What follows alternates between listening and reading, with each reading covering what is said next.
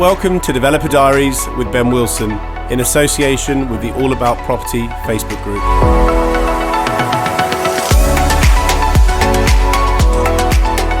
Hi guys, and welcome to the first edition of Developer Diaries. I'm Ben Wilson and I'm joined by Liam Caldwell. Liam works for me at the Knight James Group, helps me run our various businesses and has been working for me for 2 and a bit years now.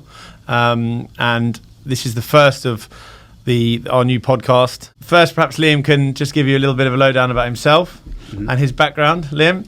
Yeah, so I joined, as you know, in August 2020, just after COVID, working for Ben. I got a background in, I started at buy-to-let properties in Anfield.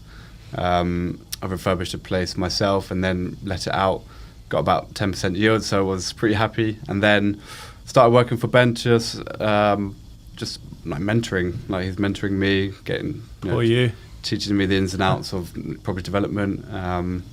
So 2 years later and still going on this journey. So. 2 years of me whinging at him. He's still working for me for now, so that's good. So probably first things first is to explain how the podcast is going to run. We're going to do one every month. It will be split into two halves. The first 45 minutes will be split between two sections, which will be a market update, which will be fairly brief, and then a chat about a certain part of property development. That may be doing a lease extension, or it could be talking about property development more generally and an introduction to property development, as we are going to do today. The second half will be an interview with either a property person or an entrepreneur that I have a lot of respect for. We've got some really great guests lined up, including someone I'm very excited for you all to listen to today, who is a friend of mine, but also an exceptionally successful entrepreneur. And he's got a lot of good stories and information to give us. So more about that later. First things first, a little bit of background about myself. I've been in property since I was 18. I'm 37 now, unfortunately. So I've been doing this for coming up to 20 years, which is shocking to say. I started out as an estate agent. I actually started out working at McDonald's, but that's another story. Full time, I started out as an estate agent. I did that for a number of years, went into commercial property, became MD of a small commercial serviced office business, that found out that the owner of that business was taking money illegally from the business, and then quickly went to shut that business down because for obvious reasons. I learned a lot from that, then went back into residential estate agency because I'd lost my sort of career job at that point. And then after that, decided to make the leap and get into the world of development. I had refurbished property on the side whilst I was working, and it seemed like the next logical step. So I set up the Knight James Group, which is the group of companies I own, and now we have 10 or 11 trading businesses. It's a multi-million-pound business. We have 4 development companies, and we have a design and build business, a property acquisitions company, an investment company. We invest in various other things, including we used to have a bar in Kentish Town, amongst other things. So that's in a nutshell. A little bit about me. I'm very much a property obsessive. I eat, breathe, and I sleep it. You ask anyone that knows me, I don't really shut up about it. So the idea of setting this podcast up was to try and give some knowledge that I've learned over the last 19 years about the property market, about the sort of tips, what to do, what not to do. There's a lot of people on these podcasts who are selling property courses. I promise you I'm not going to be selling any courses, and I will try and just give you from the horse's mouth, so to speak, good information that can help you get into property development or help you with your property journey. So that is the plan, and that's what it's going to be about. The first thing we're going to do each episode is just talk about the market generally. The property market at the moment is in a bit of a state of flux because of the fact that you're going from what was very much a seller's market into a buyer's market. And I think what we're seeing now is the beginnings of that. Interest rates have been rising. We had a 0.5% interest rate rise today, and that will obviously have an impact on buyers' sentiments. We are already starting to see that prices are softening slightly, and I'm sure that property prices will continue to soften over the next 6 months. I think prices in London will be less affected by it. I'm putting my neck out there on the line by saying that. But I think what you probably will find is the areas that have gone up the most, such as areas outside of London in the last 2 years because of COVID, there was a lot of increases in prices outside of London while people tried to get outside space and get more value for money with houses, with gardens and so on. I think you'll find they'll be the hardest hit, and that you'll see quite big falls in those areas. I'm a London-based developer, so perhaps I would say that. But I do think that because London hasn't gone up in real terms as much as a lot of the areas outside of London has in recent years, it should be better insulated against price falls. I'm not saying there won't be price falls. I just think they probably won't be as severe as in some of the places outside of London. The other thing that we have in our favour in London is there's a lot of foreign buyers and a lot of foreign money. And the pound is incredibly weak. Last time I checked, it was $1.13 to the pound, which is an insanely low number. And anyone buying with dollars or any other currency that isn't a pound initially is obviously buying at a huge discount to what the domestic buyers are buying at. And I think that will help. That will help keep the prime London market buoyant. You will also find, I think there will be some stamp duty reductions tomorrow in Liz Truss's sort of mini budget, which isn't a budget apparently. And I think they will only go to help the market. Whether they do some sort of sweeping change that really reduces stamp duty significantly, we'll wait and see. It may be that they just help those buying at the lowest end of the property market in terms of sub 250, for example. But tomorrow we'll wait and see. So I think we'll, off the back of tomorrow, when we have our next podcast next month, we can assess how that's impacted the market. We should already be getting a feeling for whether that's had any change or any effect on the property market more generally. So I just as a summary, I think that what we're going to see is prices soften a little bit over the coming months. I would imagine demand will drop as well whilst people sort of wait to see what's happening. The last of the good mortgage rates are kind of being used up by buyers who have had mortgage offers for a while. And I think you'll find that the market will go a little bit cold at the end of this year before probably kicking back into action early next year in February, that sort of time, which is a natural time for the market to improve. So that's where I see things going. The good thing about doing this every month is that we can look back and see if I was talking a load of shit the month before or whether I do know what I'm talking about and I was right. I mean, no one really does know, but hopefully I've got a good informed opinion on it. And next month we will see if that is the case. So Liam, let's crack on with the main part of the first half, which is talking about a specific subject. Seeing as this is the first podcast, I thought it probably made sense to talk about the fundamentals of property development and how the various things that you should do right or try to do right in order to make money as a first-time property developer, rather than going into something really technical and specific like a lease extension or whatever. I thought we can save that for another day and just talk about the basics basically and how you go about making money in property development. So the first thing I think is, what is property development? And I guess what we're trying to do is we're trying to acquire property for the lowest possible price before refurbishing it for the cheapest possible price and then selling it for the highest price in the shortest time possible. Now, the big caveat of that is that you obviously don't want to do an absolutely terrible job and build a shit flat because it's cost you 10 grand to refurbish. Mm-hmm. It has to be relevant to your market, which we'll come on to. But in a nutshell, that's what we're trying to do. Buy something cheaply, do it up as cheaply as we can, get the most money for it and do it as quickly as possible. That is, in a nutshell, property development. Mm-hmm. So I think the first thing that we should talk about off the back of that is angles. And as you know from being in the office, I love to talk about, I've got these annoying buzzwords such as angle, which I go on and on about. Another one being think outside of the box, which I'm sure annoys you massively. So what is an angle? So when I refer to an angle, we're looking to affect an increase in value, basically. So an angle could be a planning gain, such as getting planning for a rear extension or a loft conversion. It could be an issue with the layout. We've bought flats in the past which have been 3-bedroom flats in a terrible layout. Mm-hmm. We've turned them into 2 beds and we've sold them for 60% more money than they were when they were 3 beds.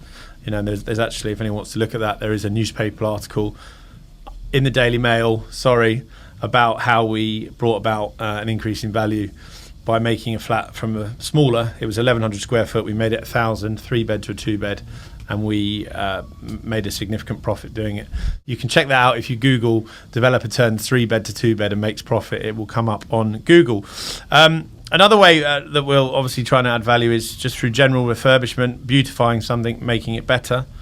We may also look at extending leases or buying from a seller that's distressed. And when I say distressed, I don't mean a seller that's really upset because their cat's died.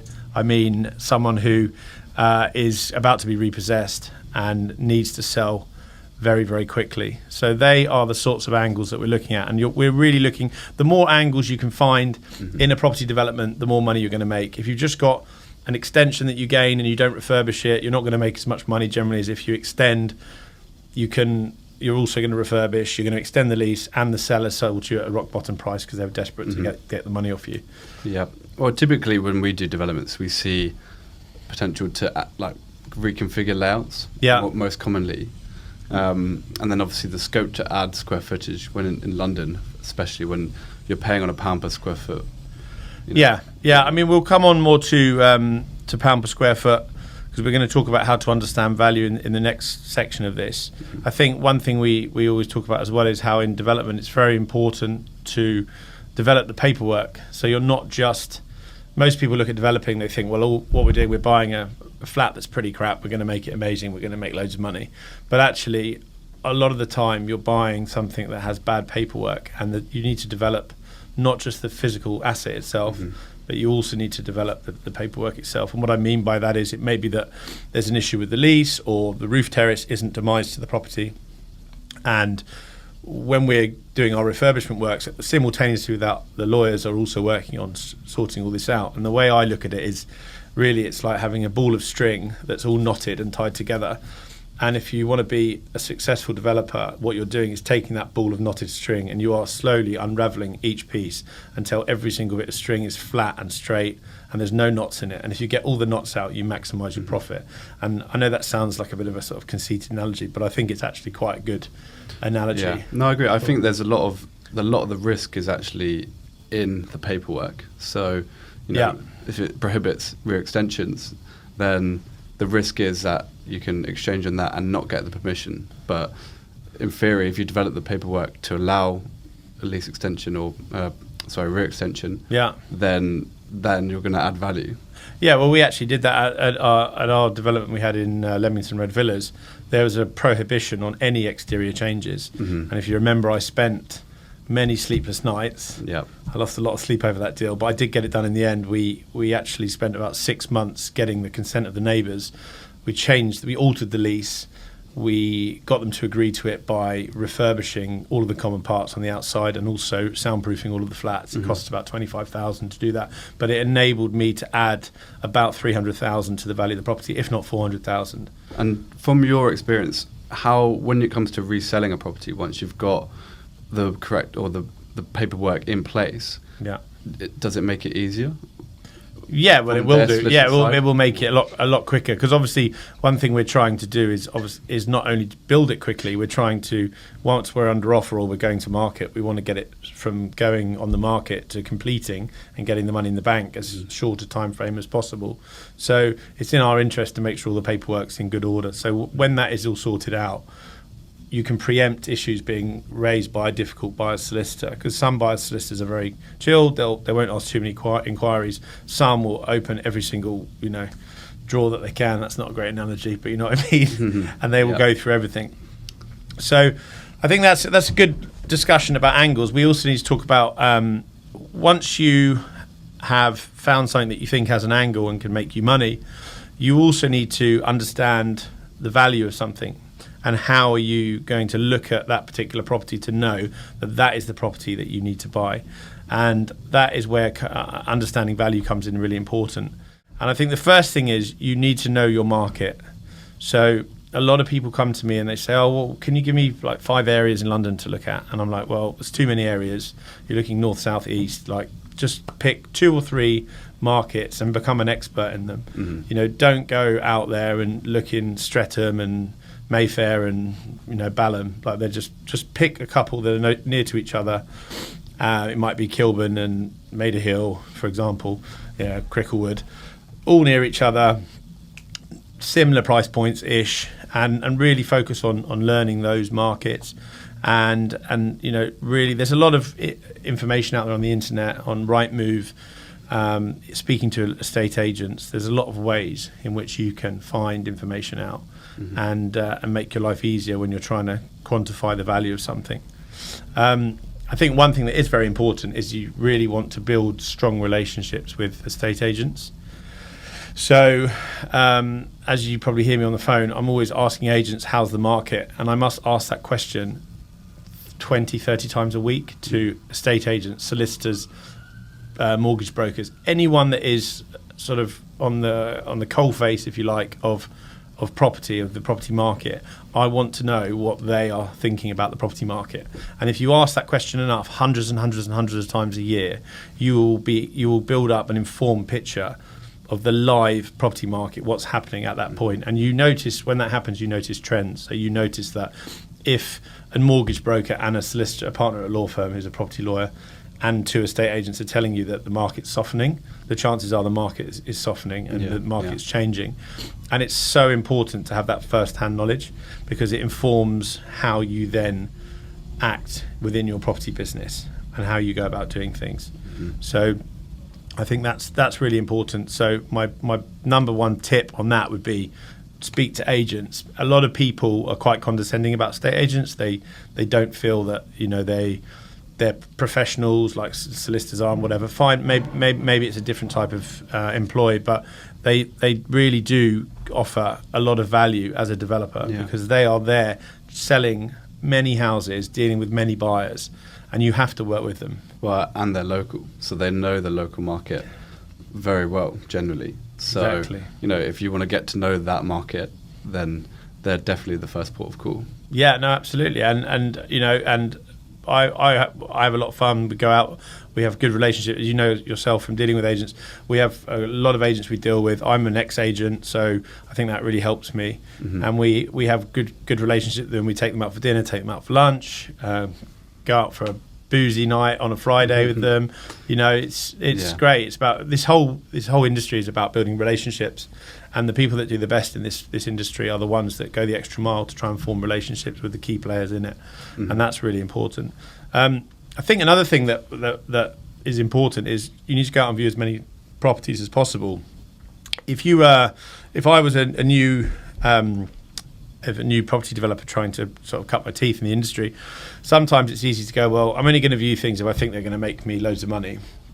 But that's not really the right attitude. What you need to do is go out and view as much stock as you can, because even if something is totally not for you and it can only make you 5,000 instead of the 100,000 you want to make, it informs your opinion of the market, and that can only be a good thing. So if you're trying to get into the industry, you should go out and view as much stock as you can.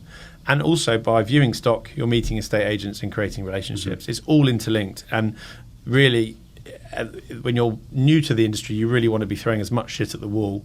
It's not the nicest analogy, but it's a good one. Yeah, and no, because then it will stick. No, you've really got to do the groundwork. It's when you've been a bit more established. Like now, I've been doing it a long time. I have people call me for deals, and I could not go and view anything, and I would still get called regularly about deals because I've got a track record. But when you're new to the market, you don't have that track record.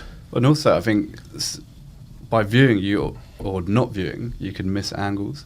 So with Sutherland on the ground floor, like on Rightmove, it doesn't look very appealing at all. But you go there, and you walk into the room, and it's got amazing high ceilings. Yeah, it's beautiful, and like you just get that perception of looking out onto the communal gardens. Yeah, so you can actually miss angles by not going to see it. 100%. So what Liam's referring to is a development that we're doing on Sutherland Avenue in Maida Vale.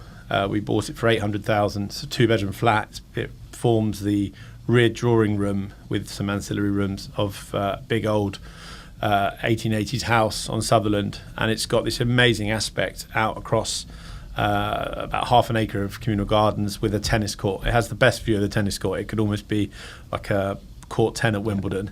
So and there have been examples where actually, funnily enough, the best deals that I've ever bought in my career have been ones that I've actually refused to buy or discounted first time round, and then come back to second time round. And I think that's probably because second time round you've had two lots of time to think about whether it's the right thing to do. Yeah. So you're sure it is. And there's been 3 deals: the Queensgate Place, the one I did in Earls Court, which was in the newspaper, and the on Trevberville Road, and the one on Sherland Road we did in Maida Vale, which was the first deal I did sold as a professional developer with my old business partner. All 3 of them made a lot of money, and they were all deals that first time around I didn't think were worth buying. Yeah. And thank God I did buy them. Yeah, well, usually by then they've reduced the price quite well, I'm not sure. substantially. I'm not sure if they reduced the price, but I think certainly the seller's expectations had dropped. Have dropped, especially after being 2-3 months on the market. I think one other thing to talk about is we're trying to make this podcast as inclusive as possible. We don't want it to be all about London. I am a London developer, as I've said, so it's always going to be a little bit skewed in that direction. But in London, and certainly in the more prime parts out of London, it's really important to understand pound per square foot and the values of things based on that basis. In London, almost everything is done on a pound per square foot basis. So if you have a 1,000 square foot flat that's £1 million, it's £1,000 per square foot. And once you get expert in the market you're in, you're able to look at a set of details and very quickly, in a matter of seconds, work out the pound per square foot value.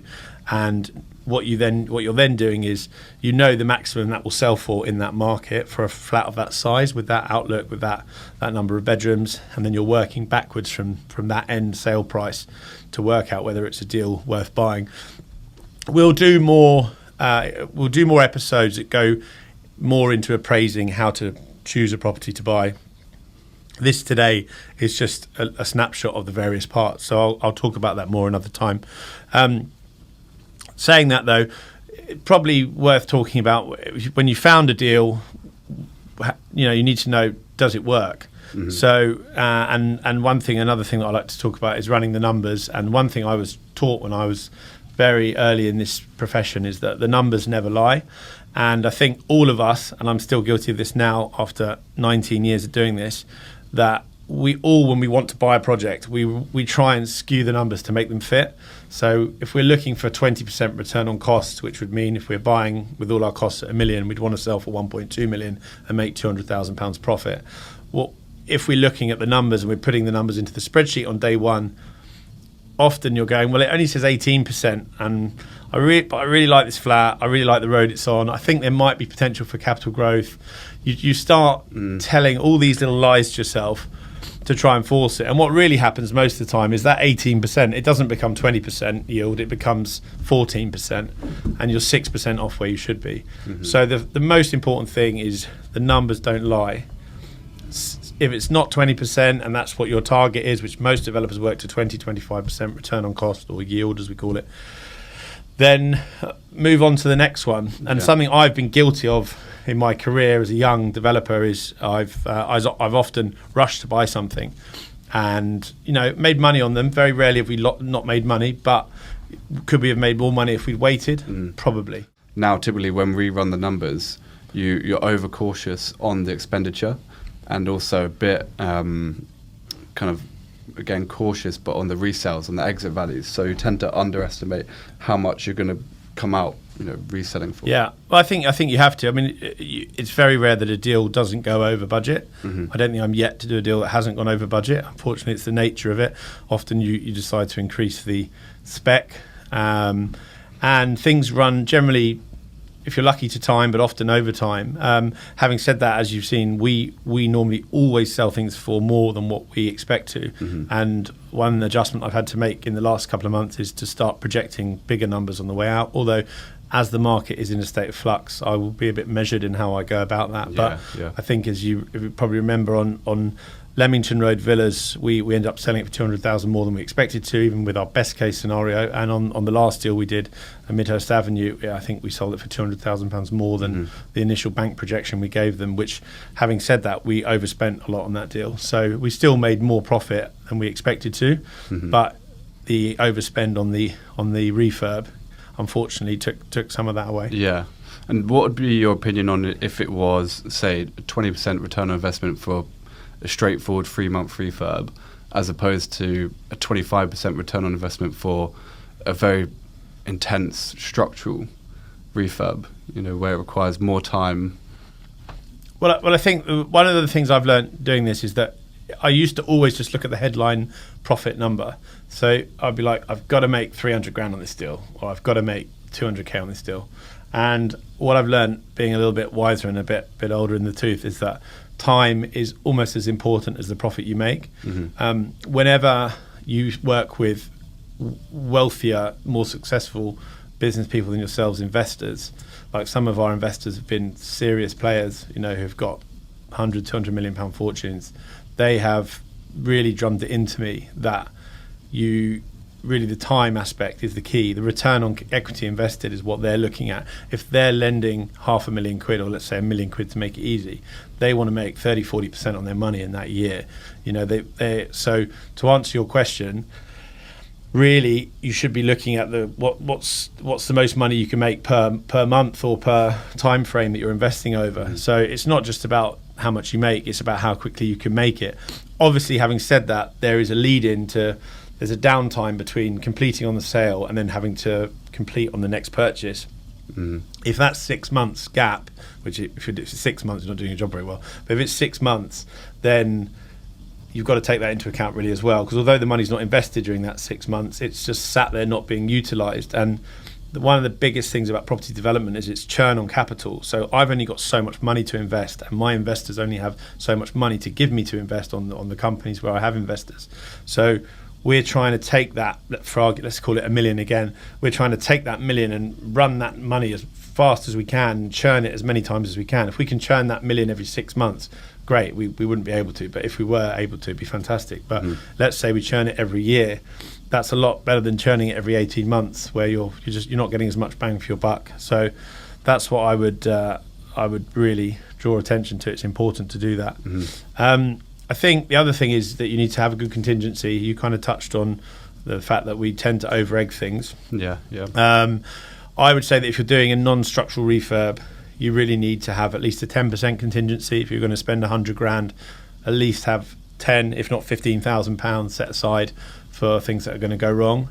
Especially with period conversions, you tend to take wallpaper down, the entire wall collapses with it. You've seen in the old, we are specialists in refurbishing period 150, 200 year old buildings. We do listed buildings. That's our speciality. So we've seen pretty much everything you can imagine when it comes to old buildings, and they look beautiful, but then you start moving things around and then the whole thing's collapsed with them. So touch wood, nothing too serious. But I think if you're doing a structural refurb, you really need to be looking at a 20-25% contingency as a minimum. So let's move on to securing a property. So dealing with the agent and offering, and I think dealing with the estate agents, as we've touched on, is really important in this industry. It's important that you move really quickly on things. One thing that separates us as developers against not just us but developers as a demographic versus end users is the speed at which we can move. We bought flats in our company in 3 or 4 hours. As you've seen, Leamington Road Villas we bought in 3.5, 4 hours. And that was one of the reasons we were able to buy it. I was given a day to buy that flat, but the manager of the company, of that estate agent, said, you have today to buy this flat, otherwise I've got 10 developers that want to buy it. 4 hours later we bought it. And I think what's key when you're even if you're buying as an end user and you're not a developer, you want to move quickly, because the risk is the time that you go under offer to the time you exchange. Once you've exchanged, you're legally bound to buy the property, but up until that point anyone can come in. However much you think the seller likes you, he's going to sell to you, you're not secure. Even if you've got a non-refundable deposit down, normally they don't stop the seller from selling to someone else, and even if they do, then there's normally a limit on that time frame when he can't sell to someone else. He could just wait to the end of that and sell to someone anyway. So there's a real risk. The UK system is really backward.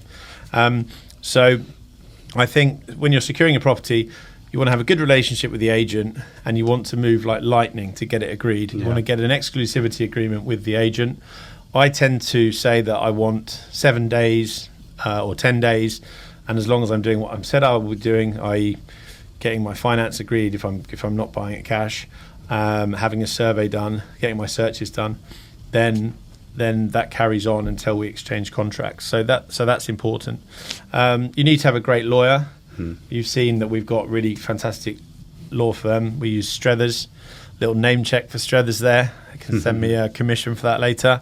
And we've got a really good broker. I use a guy called Kelly Turner at Private Client Finance, who I've worked with Kelly on my personal mortgages and also my development stuff for a long time. And he's a really good guy. So you've got to have a good team around you, good lawyer, good broker. And I think also one thing you need to think about when you're trying to secure a property is you need to think if you're going to be carrying out a planning application to extend, then you need to be trying to get that moving before you complete, because obviously when you complete you're going to be paying your finance costs, right? Yeah. So, but there is a risk to that. There is a risk that you spend £3,000 on architect's fees, and then the seller pulls out on the day of exchange, and you've lost £3,000. Yeah. I guess the upside is if your finance costs are let's say £5,000 a month, and you're going to save a month, then you're going to save £5,000 that you know, because you're going to put your application in a month early. Yeah, I think it's just part and parcel of the industry. The whole business is really risk reward. Yeah, and mitigating risk where you can. So yeah, I think that's probably for now the basics of securing a property. Financing. I mean, we'll do a whole podcast about this. We use a company generally called Octane Capital for our development finance, as well as private high net worth individuals. As you know, we've got a couple of people that we use. If we need money really quickly in days, we use high net worth individuals, which is a more expensive way to borrow. If we need money in 3 or 4 weeks, then we use the specialist development lenders, such as Octane. Normally, we're buying through a limited company. And most lenders will lend 70% of the purchase price. And they will, at that level, certainly expect a personal guarantee.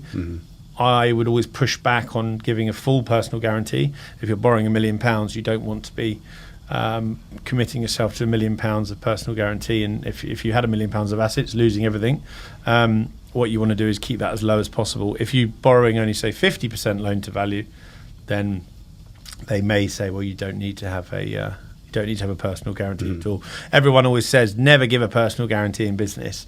I always think people that say that are a bit naive, because they probably don't understand that you couldn't get any lending from a lot of people if that was the case. Most lenders who are clued up will want, if you're doing any sort of decent amount of leverage, will want a personal guarantee. So just minimise your personal guarantees wherever possible. That's something that we do.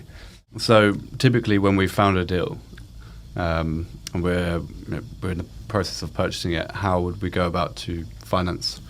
So normally how we work at Knight James is we will, if assuming we're going to have to get planning permission, in which case you can't take a development loan because they won't lend to you when you haven't got permission to build what you want to build. Likewise, if the freeholder hasn't signed off your proposed works, they won't give you a development loan. So what we end up doing, we buy on a bridge normally. We'll pay roughly anywhere between 7 and 10% interest rate. 8-9% is about the average. Probably 1% in as a fee, and then there'll be solicitors' fees for the lender that we have to pay. We get lumped with all the fees. It's always the way.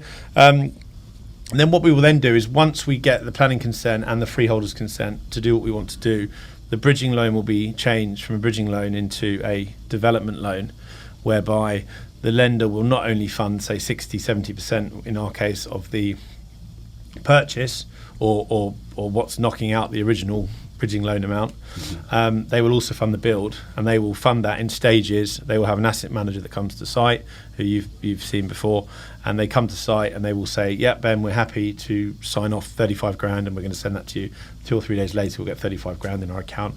We'll then use that to buy more materials and more building stuff. Yep. So that's generally how it works.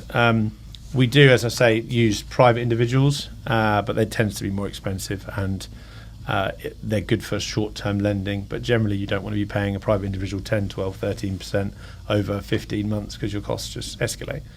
Since I've joined the company, especially, we seem to have been doing more joint venture partnerships. Could you tell me a little bit more about how you tend to structure those and why they're beneficial? Yeah, so about 2 years ago, originally all the deals that we were doing were deals that we owned 100% of. So whether that was with myself and my old business partner, and we had 50-50 split on all of our deals, or I was doing deals on my own that I owned 100% of.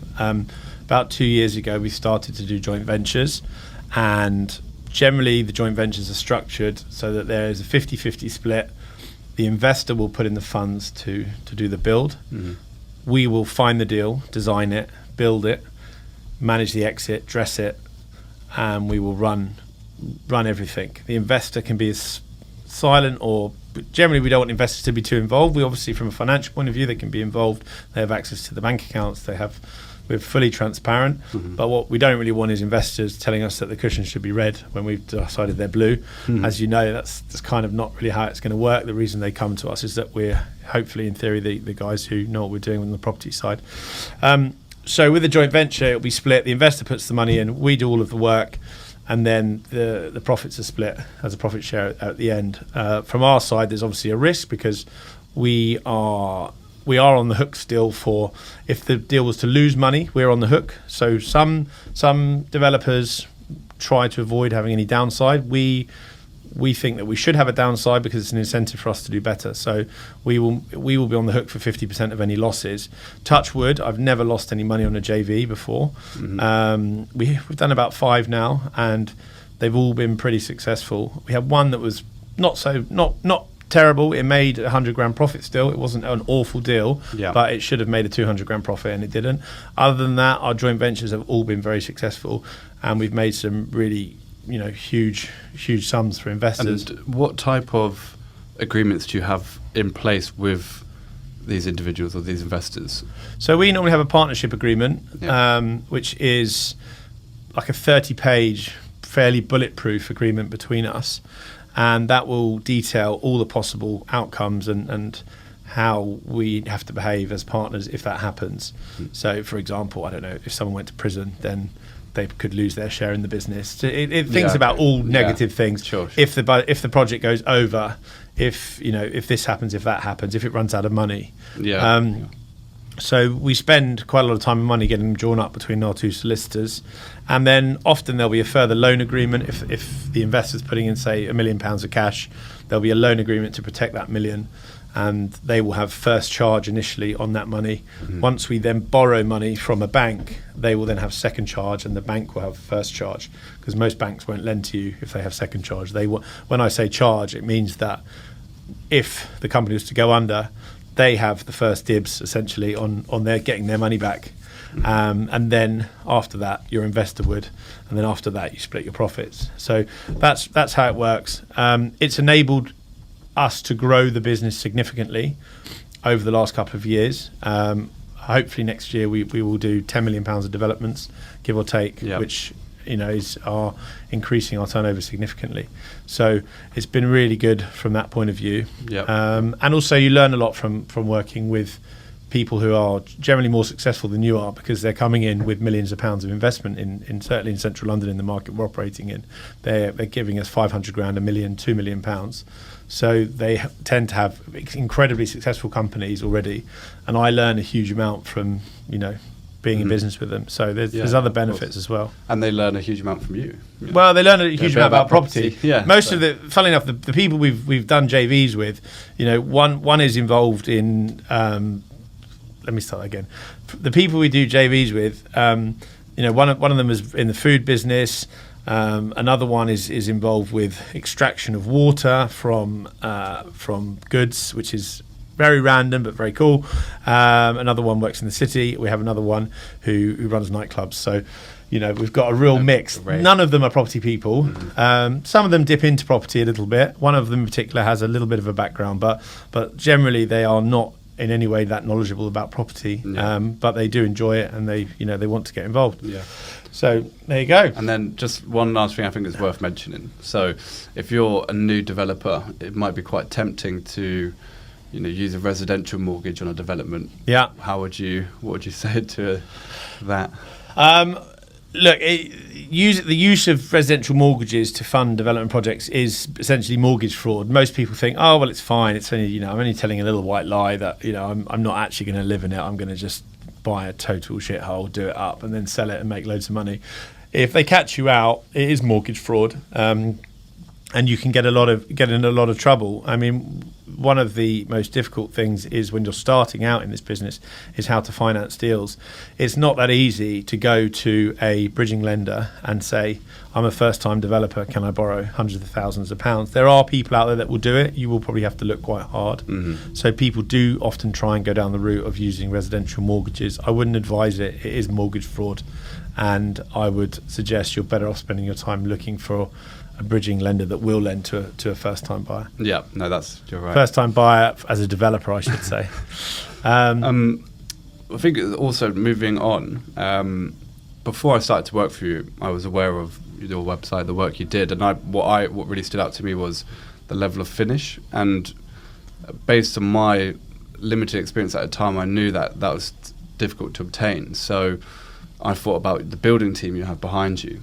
So, how important is that building team, and kind of what are your recommendations to finding builders who are good quality, trustworthy, and actually reasonably priced, if that's possible? Well, don't get your building team from outside of Wickes when they wait on the corner in the mornings. That would be my first advice, not to do that.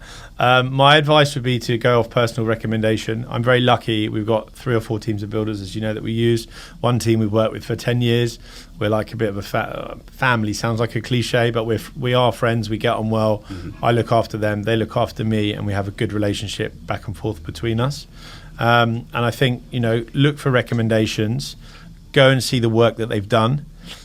These guys are the most important part of this business, other than being able to actually find a deal and design it to look half decent and sell it.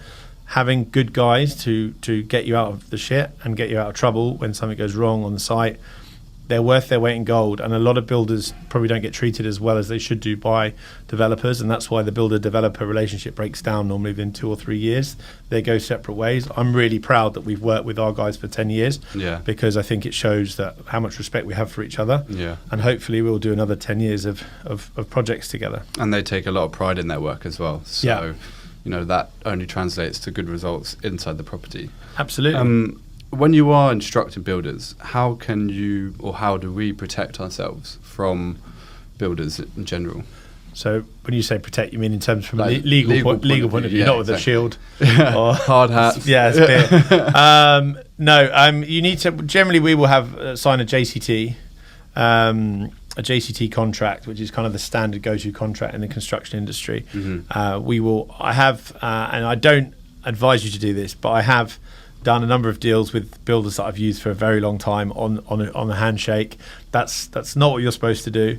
And now we, of course, always take it out a JCT, and that is the way that you should do it. And a JCT will set out exactly what the contract value is, how long it's going to take, and what the provisions are if there are problems with payment, what their provisions are if someone doesn't do the work they said.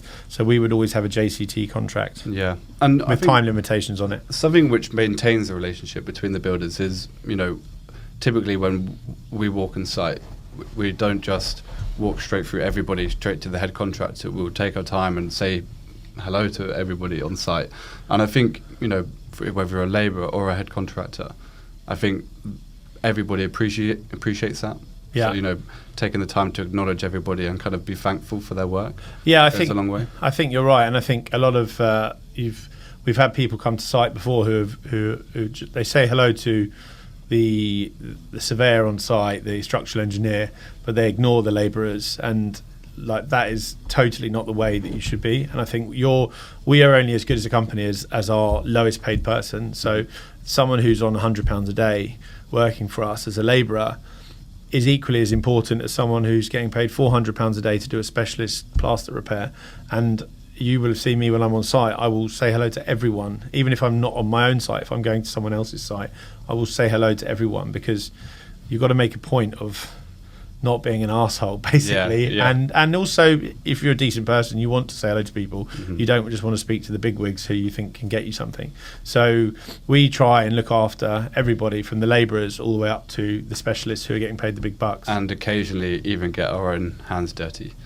Yeah, I mean, we do. I mean, as developers, I think we do more heavy lifting than if you were to go to most of my contemporaries and say, "Oh, when was the last time you lifted like half a ton of tiles up 3 flights of stairs?" They'd be like, "Oh yeah, 1996." Yeah. I know you probably do more than I do, so. Yeah, but you have to be hands-on, I think, and it kind of gives you a bit of exposure to the jobs that they do anyway as well. And also, if you work with the guys, you also realise what they're pissed off about, what they don't like, what they think looks crap on site. And one thing I've learned with builders is if you're going to ask them to do something as specialists, let them do it. Don't ask them an opinion and then ignore it and just bulldoze over it, because what's the point in paying a specialist tiler if he tells you to lay the tiles like that and you just tell him, well, actually no, I'm going to ignore you and do that. Fair enough, if he's telling you what colour curtains to put up, that's a bit different, but if it's his area of speciality, then listen. you've got to have some trust in him. We're running out of time probably, but there's a couple of things that I think are important we talk about. So we've talked about the importance of builders. It's really important that you also develop the market that you're trying to sell to, and if you want to maximise the value that you get for a property, you really need to be trying to hit your target market, whether that be families, downsizers, pied-à-terre buyers, foreign buyers who want a London base. And that's really important. So I've actually got a couple of pictures that are going to come up. Our faithful assistant here, Jonathan, is going to bring up these beautiful pictures. Here we go. So this is the kitchen living family room. I call it the family room of our development in Muswell Hill. And this, I was 90% sure it was going to sell to a family. In the end, it didn't. It sold to a young professional couple. I'm sure they probably want to start a family. And they've got 5 bedrooms to fill if they do. So it actually didn't sell to a family. It sold to the young professionals, as I say. Now, what I did to make sure that was covered as well is we made it very modern and contemporary and funky. And if you look at the kitchen, we've got a green kitchen, two-tone kitchen, custom sprayed in a little green paint colour. You've got the crittle doors. And on the next slide, you'll see, again, we've gone a bit funky in this bathroom. This is a specialist paint by Bowwork. I really like it. It's a bit Marmite, this paint colour. Some people like it, some people don't. It's called Steel by Bowwork. See, Liam, well done. I'll give you a $5 later. As you can see, this is the family bathroom. Now, one thing you've got to think about with families is there's a big bath area there. If you've got kids and you've got to bathe them and you had showers everywhere and no baths, you'd be in trouble. So when designing this bathroom, we made sure there was lots of space because we figured this is going to be the bath that the kid gets bathed in. What a lovely bath to grow up being bathed in, hey? And the next one, please. So this is the master suite, or sorry, I should say this is the principal bathroom. Again, you've got a lovely roll-top bath and a huge shower. You can get at least 6 people in there. Not sure why you would want 6 people in there, but you could get 6 in there if you so wished. And again, we've gone for a really contemporary-looking bathroom there, which appeals to younger buyers as well as having the practicalities that a family might want. And I think there is another shot. There you go. This is one of the kids' bedrooms we designed, although it's not going to have any kids using it for now.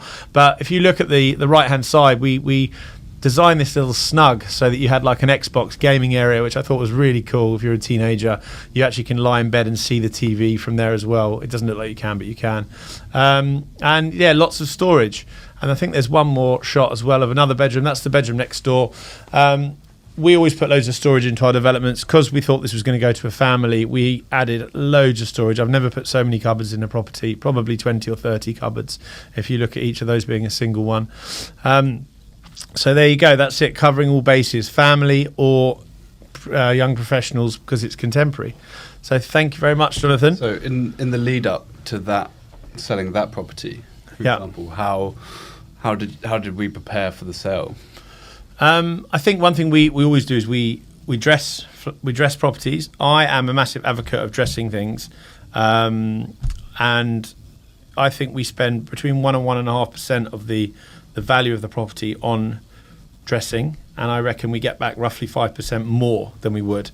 So the net gain is about 3.5-4%, I think. So on that property, that would be close to £100,000. Why do you think you get such a good return? I think a lot of them, especially for example with the buyers that bought that place, they were city buyers. I don't know if they're creative at all, sort of outside of their city work. They may be, but a lot of the buyers we deal with are not creative. They are cerebral people who are brilliant with numbers, and they you need to show people how they can live in a space. Actually, empty houses I think look smaller than ones that are dressed when you can show the space and how it works works nicely, and it gives us another chance to really have a wow factor. And I have never sold a property in my entire career that hasn't been dressed. I think that's true. So I still meet developers now who are been doing this longer than I have, and they don't dress their flats, and I want to kind of shake them and be like, you're crazy, like you are losing money. Look, each to their own. Maybe I'll be proved wrong, but I'm pretty strong on my opinion on this. I think it does transform the house. Yeah, really, absolutely. It really does, yeah. Because it gives people like the ability to visualize how they're going to use that space. Because when it's empty, you know, it just looks like 3 big rooms, or for example. No, you're totally right. So we've dressed the flat, it's all ready to go. Now, who do we generally give it to sell? Estate agents normally. Yeah. No, I'm joking. We normally give it to 2 agents. As you see, we do joint sole agency.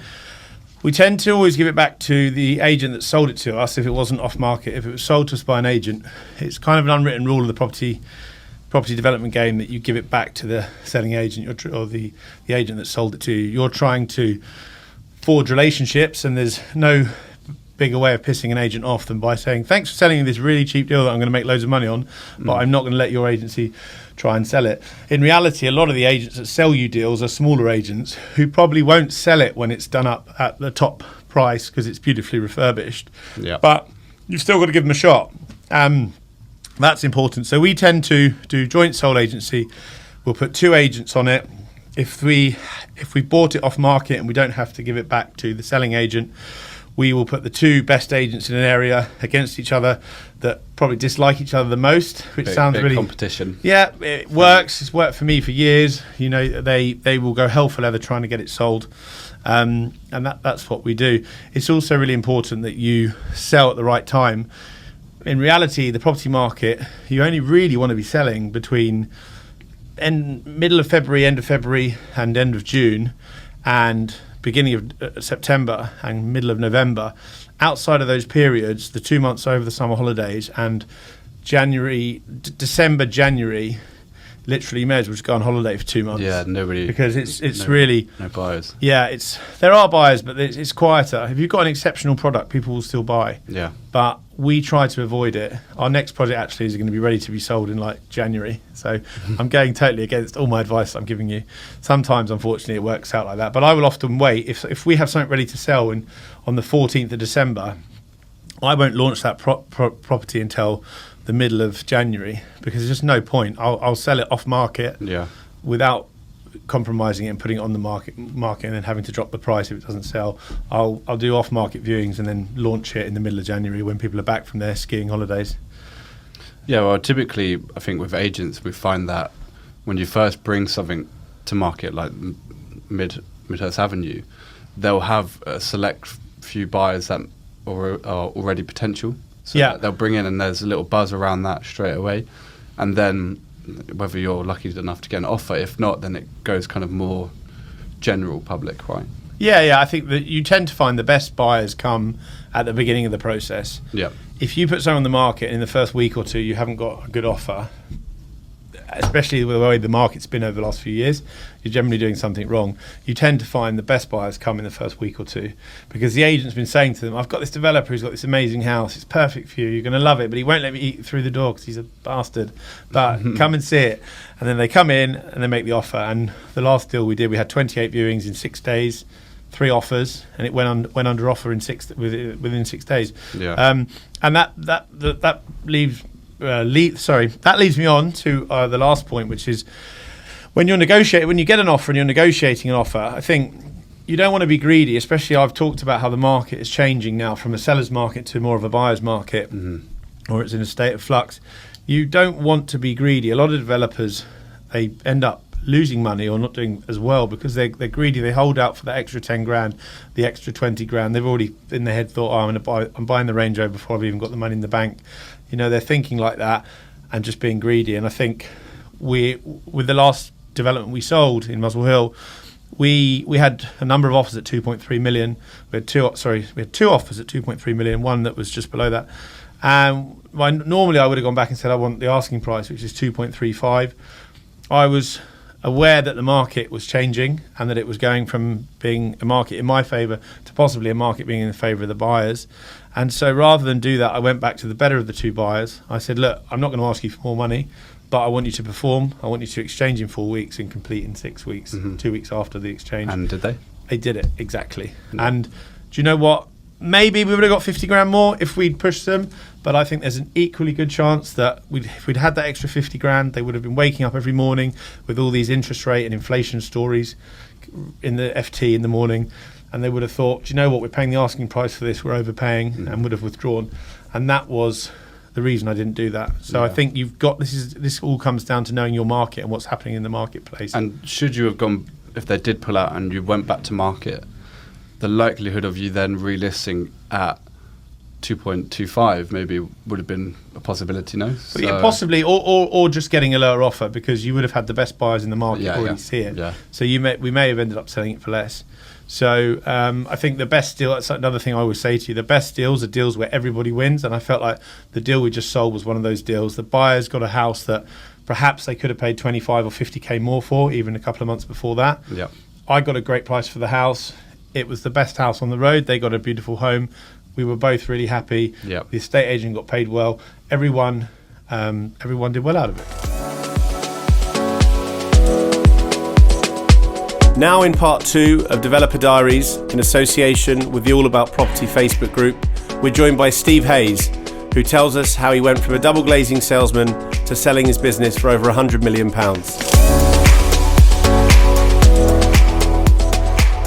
So today is the first guest on our series of podcasts, and I am joined by a friend of mine, a client of mine, and someone who's had a lot of success in business. Someone who's totally self-made. Started off at the bottom, worked his way up.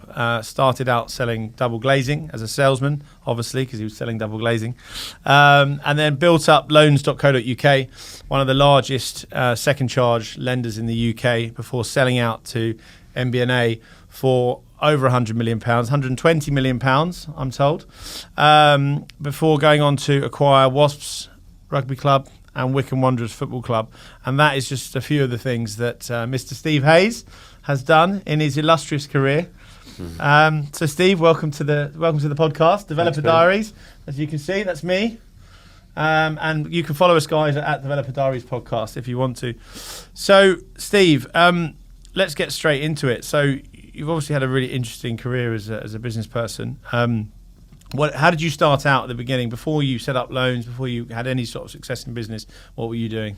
Well, I sort of always had a little bit of entrepreneurial thoughts about me. I did a paper round, I think everybody does a paper round. But me too. But you can just do a paper round, or you can do well out of a paper round, going well. And Christmas is a very good time, and you buy a load of cards for next to nothing, and you knock on doors and all the rest of it. And then I did working in a butcher on a Saturday, and then I started to deliver meat, and it's something I'm sort of working on a little bit now, because you used to deliver meat. Meat's heavy, and I built up a round on my chopper, on my bike. And it was good. It was great. Then I left school at 15, born in June, so I was able to leave a bit early. I didn't fail any exams, which is great. I didn't pass any either, but I didn't take any. So it's a win-win. I passed my driving test. It's the only test I've ever passed. Really? Yeah, I did that in the fourth occasion, and.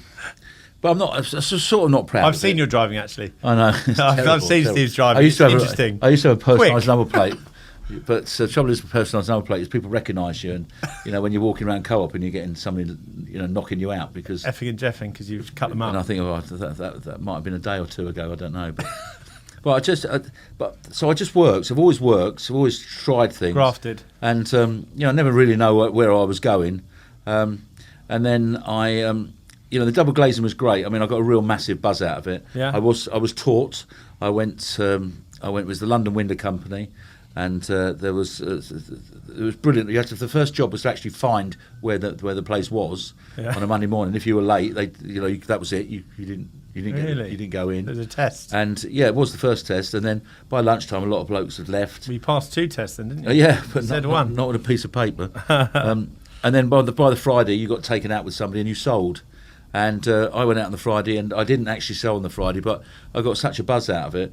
And this is the days way before mobile phones and anything, no internet and all the rest of it. So, and when I did my first sale, which was in the first week, because the way they taught you was really to sit down about 8 o'clock, and then you would talk for a few hours. And, you'd had to sleep in the afternoon. They're tired, and they'll just sign. And so you're coming home at 11 o'clock at night. You've got nobody to speak to, nobody to phone.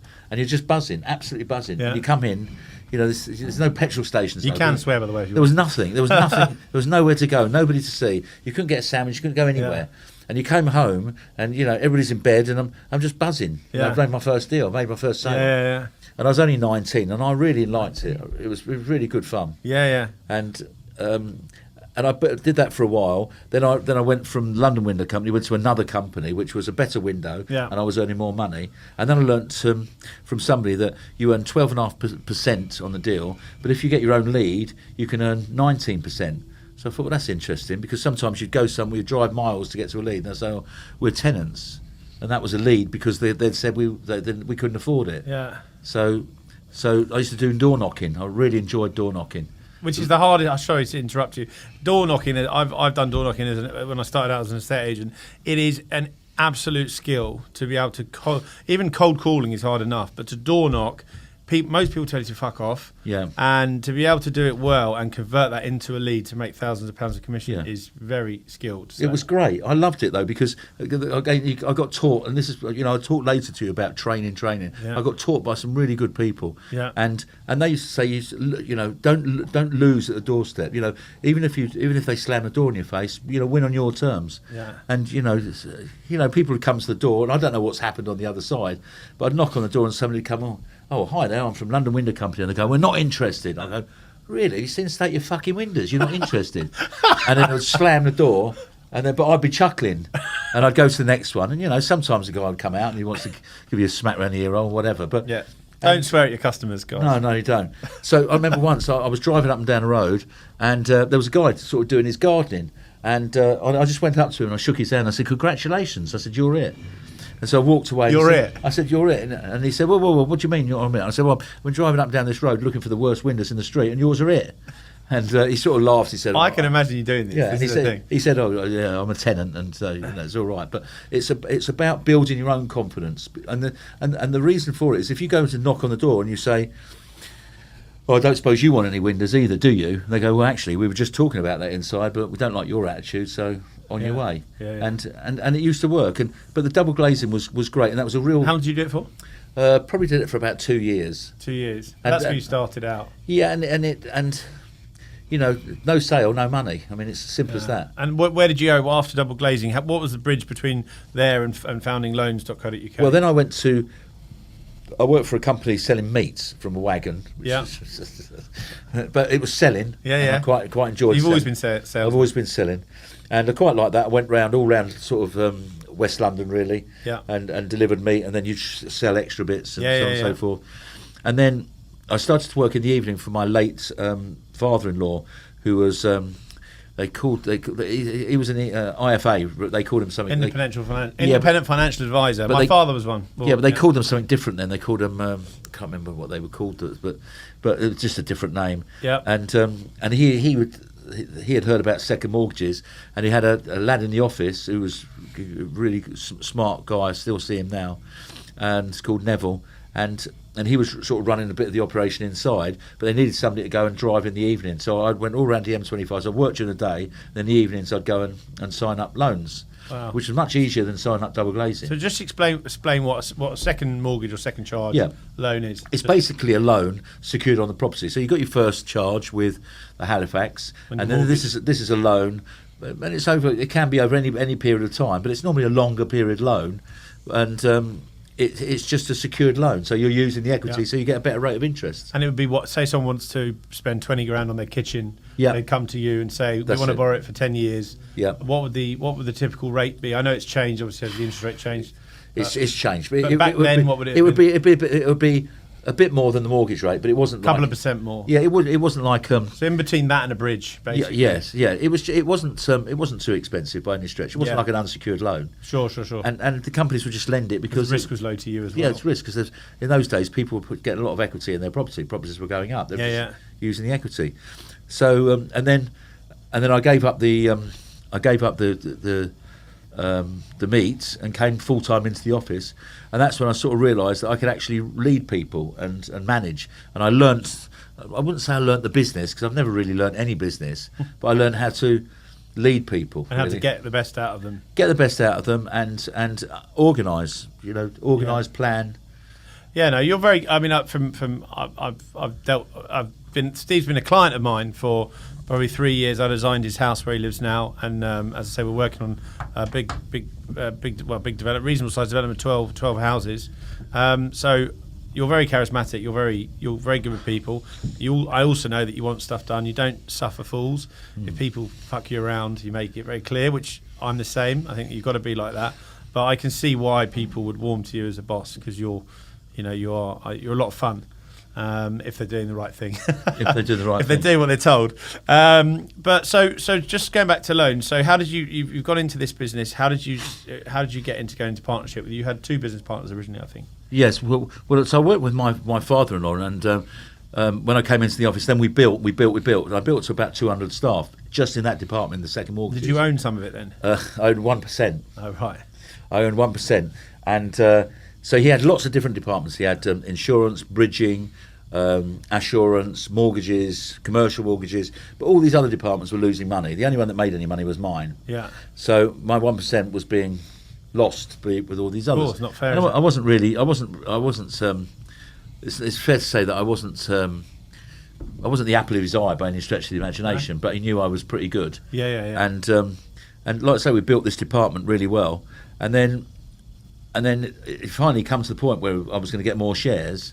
And then I realised I was going to get my 1% was going to go to 3%, and my heart just dropped out of it, completely. Because you thought it wasn't big enough. It's just there's no point. It's a private company, 3%. Yeah. It's when it's making profits of £300,000 a year. I mean it's nothing. Not worth it, is it? It's nothing. So he was £9,000 a year. He was doing great things. He was driving a beautiful Bentley, and well, that was a lot of money back then. £300,000 a year then would have been £1 million a year now, probably. Yeah, but what 3% of that is it's still £30,000. Look, if you're setting the world on fire with your sales, it's not a lot. You're right. I mean, and others were getting percentages, and they were in loss-making departments. And what happened then once you? So I went on my own, probably the worst time I possibly could. Best way.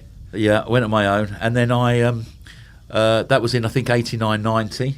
I was married. I had 2 children, and the mortgage rate went absolutely sky high. Big recession. So 1989 to 92, there was a big recession. Massive. Right? Massive. I mean, in many ways, worse than the Great Recession in 2008 because interest rates, I think, went up to 15%, didn't they? Yeah. Which obviously, imagine if people are complaining that they went up today. 0.5%, but they're still in the 2s now. It was impossible. It was impossible. So I went bankrupt. Really? Yeah, I went bankrupt. I didn't know that. Well, should have done my research better, shouldn't I? Well, it's not something you can easily Google, but no. So you okay? Well, I could. It would have given my intro a bit of a better thing, saying that you were bankrupt. But I'm not ashamed to go bankrupt by any stretch of imagination. It was just, I was split with my wife. Things had gone like. It's impossible. I mean, it was impossible to pay the mortgage. Yeah. Impossible. What do you remember? What it went from to I think it went from something like £800 to £2,500. Which back then would have been probably, I don't know, 5, 6, 7 grand. It was impossible. Huge. Absolutely impossible. Yeah, and that was on a 1-bed bungalow in Rice. No, there was a nice house. It was a very nice house. I'm only joking. I'm sure it wasn't a bungalow. And so then I decided that I needed to make some money, but of course I couldn't be a director of a business. So then I started up a money lending business, a door-to-door money lending, because the door-to-door sales have been working very well, and I quite liked it.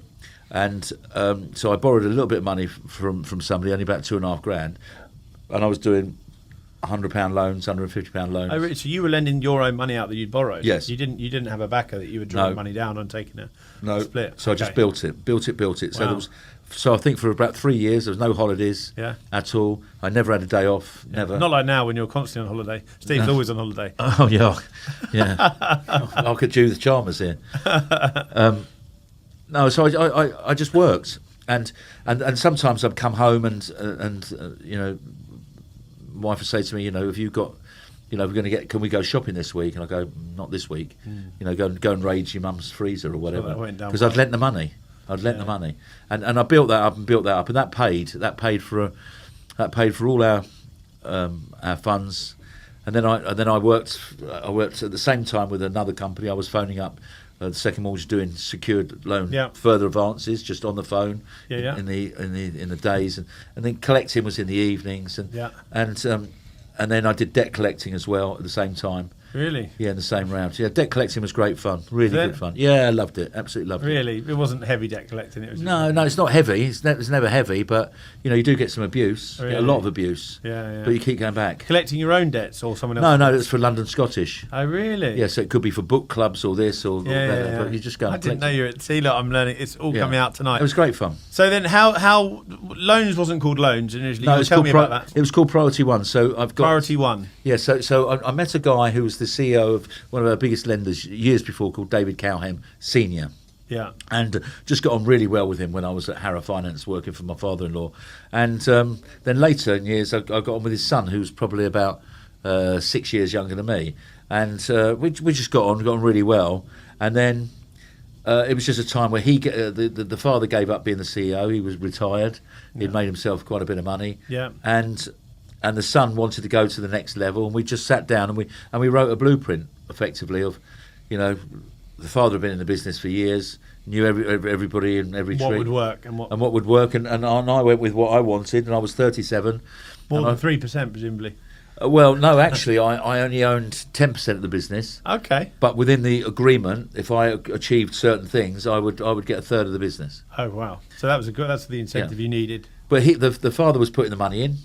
He put in sort of £500,000. Wow.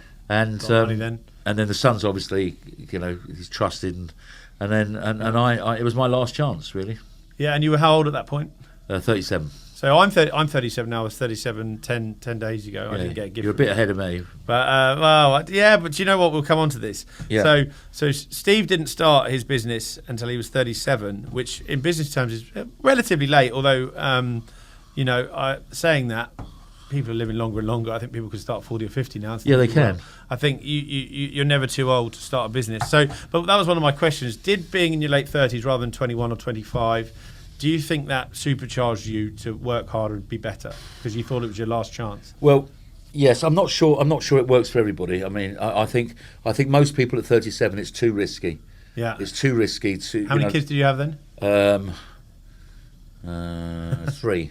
3. Yeah, which is tough. Yeah. I mean, most people I know and one ex-wife kid. Most exactly. But I think there's never the right time, is there, to open a business? There's always a reason to go, this is a shit time to open the business. I remember when I was going to open my development business, I was earning 60, 70 grand a year as an agent at the time, sort of 9 years ago, which was, it wasn't millions of pounds, but it was enough money that I was very comfortable. And I remember thinking, like, oh shit, what am I doing? But you just got to jump in and just go for it. Well, you have, but you can't. You have to go all in. Yeah. You can't just go in a little bit. Yeah. All in. What do you mean by that? So everything. Yeah. I had from an early age I wanted to be wealthy. I didn't necessarily want to be famous or anything like that. I just wanted to be wealthy. Yeah. And this was my last chance. Yeah. And I gave it everything, absolutely everything. Yeah. And probably at the cost of other things. Well, it was at the cost of other things. I remember my partner at the time, she had one child, and I'd been working, I think, in the business for a few years, and she came to me and she said, look, I want another child. And I said to her, I don't. I'd already had 3 children by then. She'd only had 1 with me. And I said, well, I don't. Yeah. And she literally negotiated and said to me, right, well, if we have another child, she really wanted a girl, but this is what I'm going to do. Yeah. You'll never have to get up in the night. You'll never have to do this. You never have to do that. I'll do everything and I'll do all the rest of it. So I said, okay. So we agreed on that, and she kept to her word. And really? Yeah, she kept to her word. Salesmen are the easiest people to sell to. Well, they are, yeah, because but she did stick to what she said. There was never any. She never went back on it, And so I've got 4 boys. Yeah, and they're good boys. I know them all. So Yeah. good. All right. So Loans is up and running. It wasn't called Loans. So what were you sort of turning over in the first couple of years? Oh, breaking even. No, really? No more. Just breaking even. So you don't. Steve doesn't like to talk about turnover. He likes to talk about profit. Yeah. So you weren't making any profit at that point. No. And that was. We were doing okay, but yeah. I was only being paid about £30,000 a year, which wasn't covering my exes. So I still had the money left. Your exes. No. Okay. Proper How many exes. did you have? I had 2 exes. Your bills. First rule: don't have exes. No, my bills. So I was still doing I was still running the money lending. Yeah. My father would come down and collect. Are you still doing that? Yeah. So father came and collected, and then I would just do the figures in the evening. Interesting. But I really was working sort of every You're a graph. You're working 100-hour weeks. Yeah, easy. Yeah, 7 days a week. Well, I wouldn't mainly be in the office 7 days a week, but my mind would be on it. Yeah, so I'm the same as you. My other half gets annoyed with me because I work 5 days a week. Liam will tell you I work 5 days a week, sort of 8, 9, 10 hours a day. But then I'll work every Saturday and Sunday. I'll get up at 6 a.m. if I haven't been out the night before. Sometimes I go out, then it's different. But I work generally 7 days a week, even if it's 3 or 4 hours on a Sunday. I get something done because I've got no distractions. No one calls me. My phone goes off constantly. Yeah. No one calls me, and I can get in 3 or 4 hours on a Sunday. I can get a whole day's work done because I'm just left. So I relate totally to that. So going back to the business, so you've set it up. There's 3 of you, the father, the son, and you. Yeah. You had 10%. And what was the thing that took it from being just a decent business bumbling along to suddenly you thinking, shit, this is going to be something incredible? Well, the father really wasn't in the business day to day. We would call on him for from help and advice and bits and pieces. We just started to grow. So everything we made, we just invested in. So really the staff and the operations were down to me. And what I'd learned at Harrow Finance, I mean, in them days, I was taking people on who were 16, 17 and train them. Yeah. And now it was more like 18, 19 and train them. But it was about training. Everybody went through a training course, even when we were How long small. was the training course? Do you remember? Well, it would be probably about, altogether, it'd be like 3 months. That's a long time to train to sell financial products. Yeah, but not all the time. I mean, you put buddy in them and all the rest of it. But as we grew, everything went back in. Everything went back in. So all the money was going in. Every money was going back into reinvention. Not to take out too much. Yeah, we would take it out, but we were delivering, and then we bought the First National Bank, where David was where he was CEO, a company that did the PPI. Yeah, because it was a separate company that did the PPI. Yeah. They had been let go by First National. They'd used another supplier. Right. So this company have now got a huge database of all sorts of people that had payment protection insurance with First National. Right. So they offered it to sell it to us. What did you pay for it? Do you remember? I do remember exactly how much. Can you tell us? 100 grand. Which probably is not a lot. How much data was there? It was huge. It was absolutely huge. Absolutely huge. First National were not happy. Really? They were not happy. But there was nothing wrong with it. It was their data. Second National now. Yeah. Well, that is no longer anymore. No dear. But that was a massive time for us. And for you, that really accelerated. And was that your idea, or that was that came from David. But right. and also David, his son, was involved in marketing. I wasn't really involved in marketing, right. And so we used to send out a lot of mailers, a lot of mailers. Sent a lot more out after that. We sent a lot more out after that. It was all in the post then, I guess. There was no email. All in the post. No email. So when was this? Well, there was an email came in sort of in. about 2000. Yeah, it was just coming in. So Loans was set up in 98.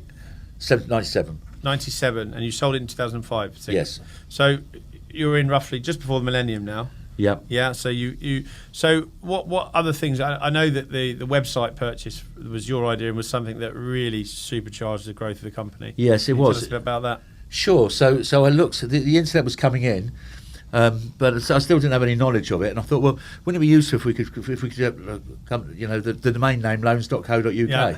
So I did some research and I found out that it was owned by a company called Loans Limited. Yeah. Then I find out they'd gone into liquidation. Yeah. So if anything goes into liquidation and there's an asset, it's owned by the Treasury solicitor, which is the Queen. Yeah. So I phoned up the Queen, As if.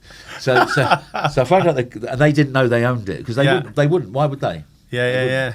So once I made them aware of it, they said, okay, well...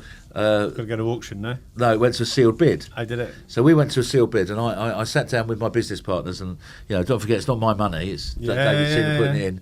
And I said, look, I really think this is going to be massive for us. I really think it is, because it is what we, it says, it's what we... You are quite persuasive. It's on the tin, it's what we are.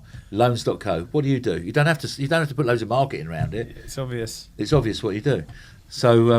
So we discussed it, and we decided to go for 100 grand to buy this domain name. And there was a lot of discussion about How many bidders were there, do you know? Well, I know there was another one. Another one, fine. So we went for it. We went 100 grand. And I think the other bid was probably about 5 grand, something like that, something small.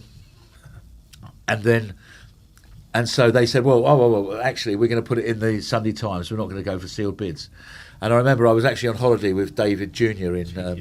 in Portugal, and I was waiting for the news to come through because it'd been in the advert. There was a call-off date, and I had a little orange Nokia phone, and I was standing on this hill with no shirt on, and I was absolutely baking, waiting for this news to come through. Yeah, and we got it, absolutely got it. And I was absolutely... For 100 grand you got 100 grand, yeah. Because you were that sure that this was going to be... I was that sure. And one thing I have to say, Steve, you're very self-deprecating, you're very down-to-earth, you always make out that you're not that bright and, blah, blah, blah, blah. Not make out. No, but in all seriousness, you spotted... You were in business with two people that were finance people. You enjoy your beer. I wish I had a beer. We had two people. You can leave it here if you want. Oh. We had two. You had two people that were heavily involved in finance. One who was a multi-millionaire already. They kind of missed it. They went along with it, but you were the one that spotted that opportunity and saw the internet was going to be as big as it was. So actually, in many ways, you've made your fortune off of being a bit of an IT visionary. Thinking. It's about spend your time watching Neighbours or spend your time thinking. Yeah. Strategizing. I know, but it's equally with every bit of good news, there's a bit of bad news. Okay? Yeah. So in that same Sunday Times advert, there was a few domains in there, and there was one that should have put a bid in for. Even if I'd put a bid in for 3,000, I didn't have the money. Yeah. I should have put a bid in. And it was football.co.uk. Oh.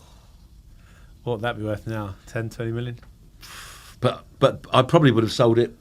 Yeah, I probably would have sold it for 100 grand, wouldn't I? Yeah. It's like the story. Everyone's got a story about a house that they should have bought because it was £5.50 back in the 80s. My dad always says, "Oh, we sold our house for 200 grand. It'd be worth 2 million now." And I think, well, we've all got. It's what you do with that money. You took that 200 grand, you bought another house, and you made money. So I would have. I mean, with the money's going up for me, if I'd bought that for £3,000, I'm sure before it got to its value, I would have sold that for under £1,000. And then I would have said, well, I could have kept that for.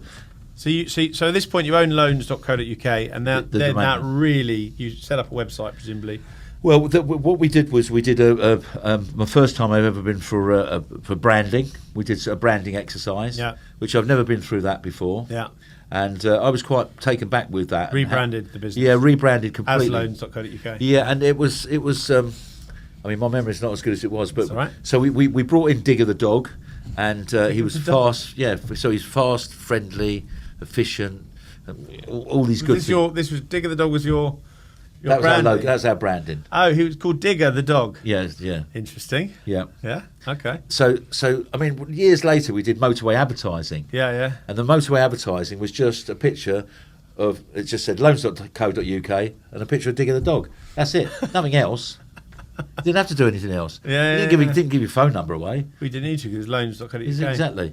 But the rebranding was brilliant. So that was a retrain for the whole of the workforce in 2000, and it was about taking the workforce with us because we wanted them to feel they were the boss. We were never ever looking to be the best loan broker in the country. Just want to be the best. So how did you go from? Presumably, you bought the website. You've got 200 staff, let's say. And how did you go from having your 10% suddenly, when you sold out, you had 50% of the business? What happened in those years? How did you become a 50%? Well, we every single area of the operation, we looked to streamline. Every single thing. Like for instance, when we was a broker, you put the package into the lender, and then they their underwriters look at it, and they might ask some questions or whatever, and then they'll pay a check to the customer, check to us, on to the next one. And what we found was there was a day delay because they had to do the copying and they had to put it this. So we found we went to the lender and we said, right, what order do you want it in? What order do you want the copying in? We will do that, and we will do the copying at the same time. It'll be in the same order. So when we send it to you, we'll have the copying as well. Yeah. So the more we could do for them, our viewpoint was when they've got two deals on the table, one from loans.co and one from somebody else, which one do they look at? Yeah. They want to look at loans.co. They want to do the deals for loans.co. You don't get paid unless they accept it. Well, but it's not. We want speed. Yeah, everything is about speed. Every time because you're doing massive volume, right? Every time you get an inquiry, that inquiry is dying if you don't deal with it and deal with it properly. Yeah. So that was where the training came in, from start to finish. Every department, it was a conveyor belt. Yeah. You know, we wouldn't wait for the post to deliver. We'd go and get the post. Really? You know, Speed. Yeah, people used to start at 5:30 in the morning. Pick the post up, work through the post. Yeah. And when you know postal strikes on, what are we doing? Great, we're already ready. We go to Hemel Hempstead. Yeah. We get everything redirected to them. Go and pick it up there. Really? Everything was about the speed of the loan. We were just talking. You weren't here at the beginning of the podcast, but I was talking about how important it is to move things along quickly. And get things done very rapidly as a buyer of a property, because you've got the only risk you've got is when you haven't signed the deal, right? That little time frame in the middle. It's the same in what you're saying, but on the other end when you're trying to sell something to someone. And then what happened was for us this is a monthly business. Okay, so our financial accountant that we brought in was a guy called Mike Brooks. So David Senior, when he worked at First National Bank, the guy he worked with the closest was a guy called Richard Brooks. Yeah. So now Richard Brooks, them two work together. Now the sons are working together. Right. So Mike Brooks was the FD. Very, very good. Very straight guy. Yeah. Very methodical. And he built a financial plan. Yeah. So that if you spend this much on marketing, it'll all filter through. This is what your target is. Wow. So every month. And what was that number that he was plotting at the end? What was the target? It was a number. It was a number of payouts. It was a number of payouts. Okay, it wasn't like a turnover of 50 million. I mean, we were. I think in our heyday we were doing 2,500 loans a month. Really? At your peak? I think so. Yeah. Wow. Yeah. And so you said you had 600 staff. Yep. You were the CEO. Yep. You were running all of that, and you. I think you said to me that you're at your absolute peak. You were making £2.5 million a month profit as a business. EBITDA profit. Yeah. Which is just a phenomenal amount of money. Yeah. And I would imagine that a company making that much money at the time, the atmosphere and the camaraderie in the business must have been incredible. It's buzzing. Because I worked at Foxtons when it was making 40 million a year profit, which is, it was a big business. It was a bigger business, Foxtons, though. But it was making a similar amount, 3.5 million a month, and that was with I think we had 1,500 staff, and it was an epic place to work. We were flying all over the world on company trips. Because there was just money swilling about, and we were all just having it off. It was brilliant. Yeah, and I'm sure it was the same for you. Well, it was the same. I mean, the thing is that I remember once at an awards ceremony, we came 5th in the Sunday Times Best Company to work for, and that's voted for by the staff. And there was a few reasons why we couldn't get to number 1, mostly because most of our people were sort of under 30 years old.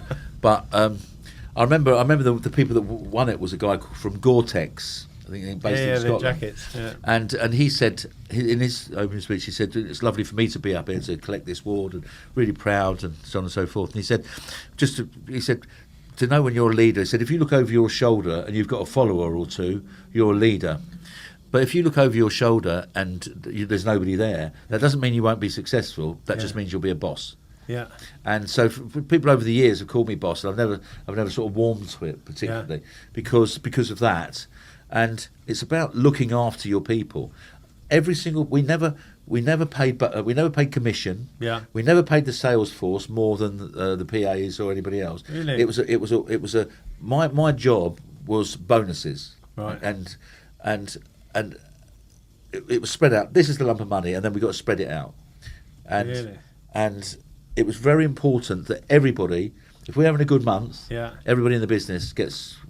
Those in IT, those in accounts. From the lowest paid. Everybody gets paid. And how would that be a percentage of their salary? No, it would be a bonus. Just so it'd be split by head count. here's the amount of money. Oh, you would decide the bonus to each person? To each department. Right. And they would divvy it up. So for instance, if you'd been off sick for a month, or you'd had a warning or something like that, you didn't get a bonus. Really? You didn't get a bonus. And then we had Top Dog magazine, which was quite funny.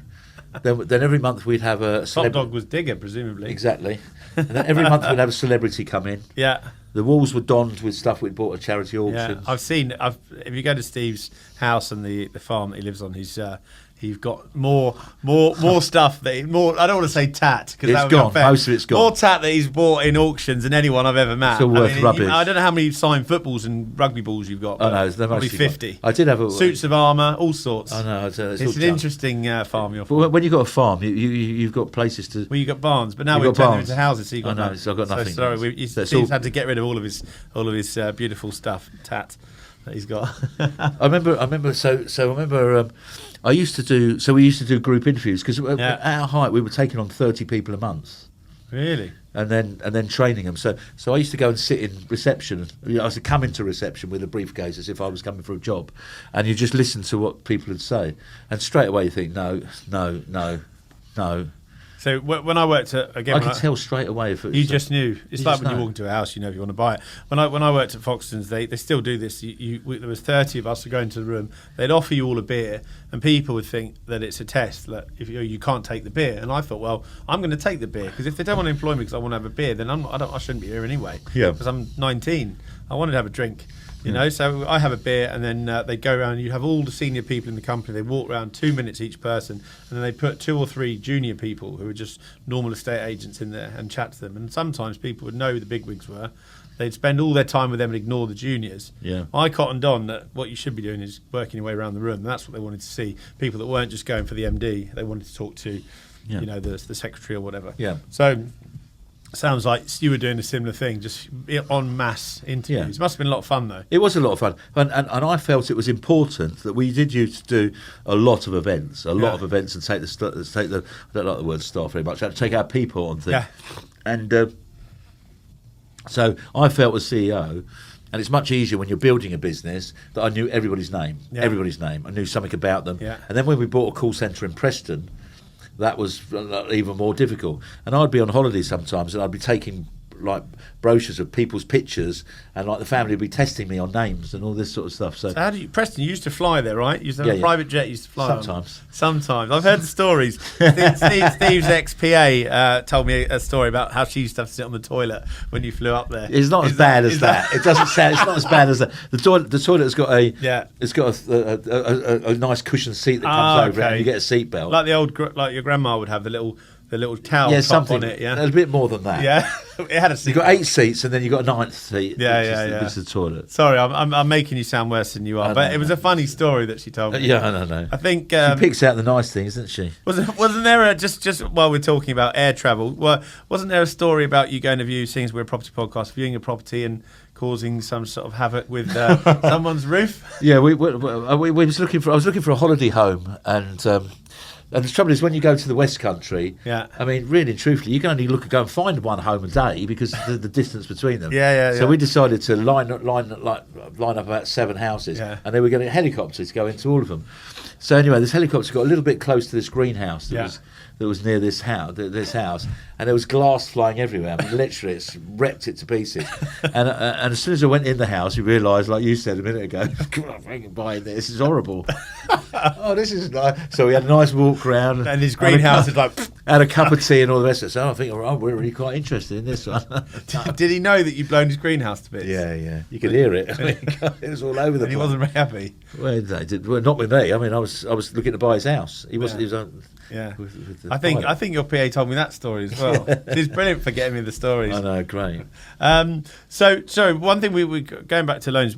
How did you go from 10% to 50%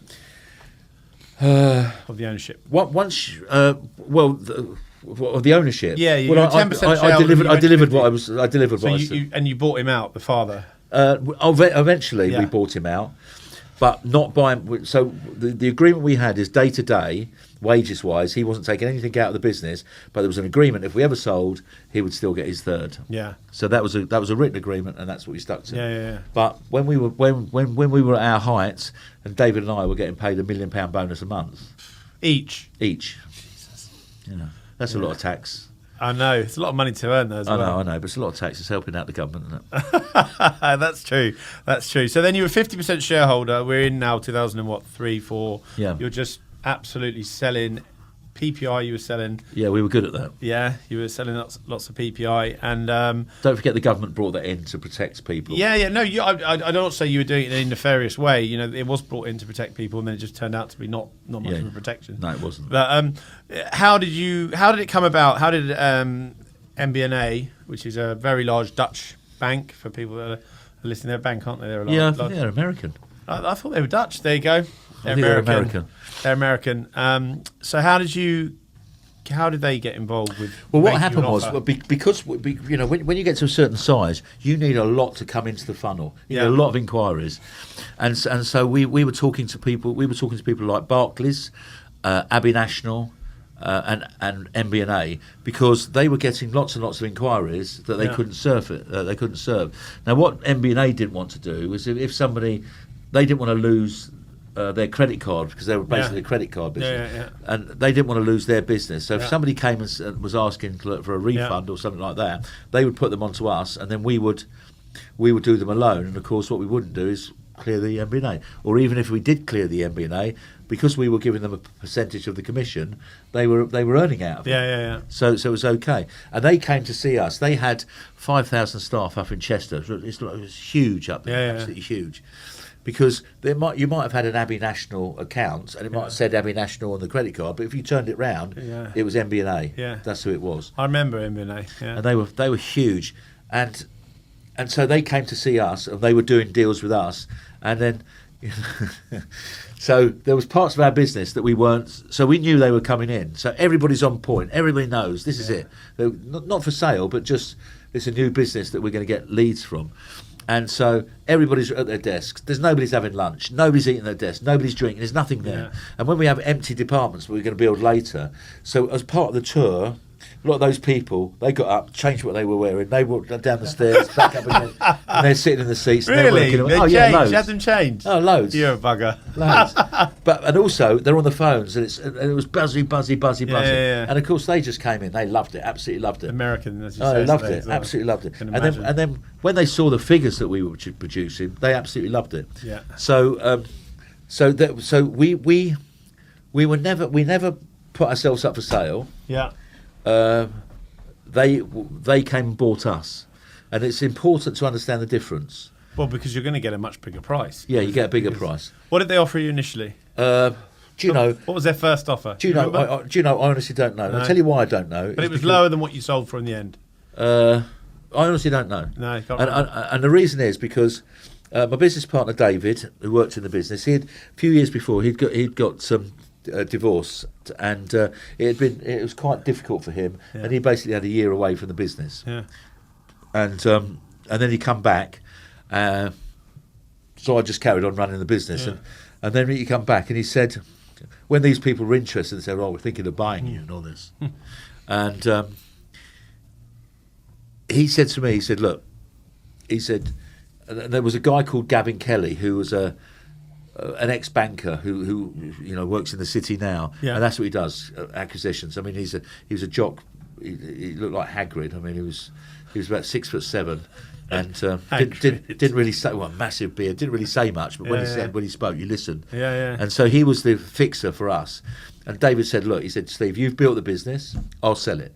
And what normally happens is when you are selling businesses, you take your eye off the. You take the eye off what you're doing. Yeah. The business dips a bit, and the buyer loves that because then they can reduce the price. Leverage it. Yeah. That didn't happen with us. We carried on. We were carrying on, but I loved it. I absolutely loved it, but it was getting too big. Really? It was getting beyond my capabilities. Right. So you felt like it was the time. It was the time. And you'd only owned the business 8 years end to end. So you started it with no. Let's not forget, you started with none of your own money in this business. No money, no. And you sold out for 160 million, 120 million of cash up front. Yeah. And a £40 million payment, which didn't transpire. Forget that. Fine, but you never worry about what they promise you. Fine. Worry about what's off the table. Absolutely, because that's in your pocket. So you went from zero money to 60 million in your own personal pocket, but before tax. Yeah, 40 million. Yeah, I mean that's crazy, isn't it? You know, it was crazy. It was absolutely crazy. Oh, there was 3 of you when you sold out. Yeah, that's what I say. David was out of the business. I thought he was. No, still but part I of said it. if we sell the business, he still gets a third. Fine, but from 0 to 40 million. Yeah, it was all right. It's not bad, is it? Yeah, not bad. So it was good. After you sold out, you've gone. What was it like? Firstly, what was it like seeing that money land in your account? Well, actually, I did get the the 60 million in my account. Oh, you did. I got 60 million in my account, and then I had to give away 20 back to David. Okay, but what was that like to have that amount of money? That was pretty good. I really quite liked that. Did you? Yeah, I really liked that. I remember I used to say to Sarah sometimes, you know, I'm the richest person in the room. Certain things, yeah. So I quite liked it. But even now, if you look back at it now, it seems like a lot of money. But in a lot of terms, you know, it's just tokens. You know, it's just. We got far more for the business than we should have done. That's true. Yeah. That's I mean, true. your if your EBITDA was 30 million a year, so you sold it for if it was 160, it would have been about 5.5 times EBITDA, which is probably about right though. Yeah, but there's no assets. We're a broker. Yeah. So and the problem is you were the business. So did you not have to stay on at the business? I did have to stay on, so I stayed. I was going to say. So David stayed for 3 days. It's good of him. The American woman that came in to run it, he didn't like her. Really? Neither did anybody. Yeah. But I wasn't about to leave. How long did you stay on for? Well, I stayed on for about 18 months. Yeah, and presumably they weren't paying you 12 million a year at that point. No, but my company car was an Aston Martin Vanquish. Was it a company car? Yeah. Nice. That took an extra 2 hours when it came to the negotiation. I thought you were going to tell me it was a Bugatti Veyron because I know you bought one. But it was. When you're doing the deal on the Friday, you have these expectations of like you do the deal at 10 o'clock, you go out, you have a great time and all the rest of it. But you know, I don't think we completed the deal till about 4 a.m. Yeah. And there's nowhere to go and there's nothing to do. And I think I've got a few friends who've sold businesses for, you know, maybe not necessarily 9 figures like you did, but certainly for 8 figures, high 8-figure sums, and a lot of them say that actually. It's a bit of an anticlimax selling your business. It's quite sad in a way because it's been your life and you've given everything to it, and you think, well, I've got all this money, but I've lost the one thing that I really fucking loved. Yeah, but it had to go. I was out. I wouldn't say it was out of control, but I was. You know, it's. You know, I was talking to you recently about young staff and you know it's great when people are younger, but unless you look after them, unless they're hungry, and you can keep them hungry. You just lose them, and with all the loans, all our people at loans, you know, these are people in their mid-20s, you know, some of the late 20s. Yeah.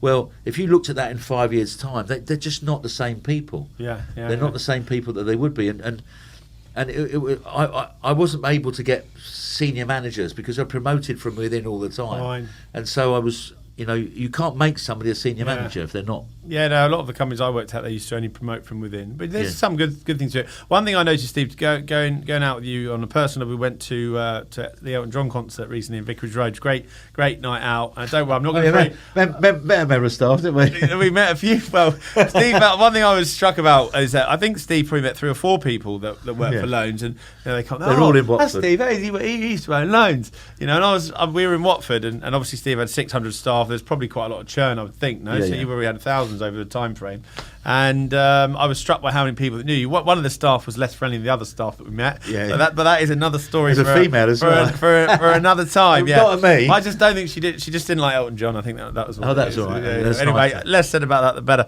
But fine. So,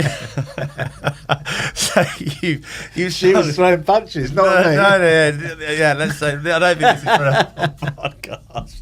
It wasn't at me either, I hasten to add. I think it was actually at your wife. Who said nothing. Yeah, exactly. Anyway. There's always jealousy wherever you go. Exactly. She obviously loved me more than Yeah. Well, she'll be pleased that she's been shouted out on the Developer Diaries property podcast. We haven't named. Yeah, exactly. So, look, you've sold the business.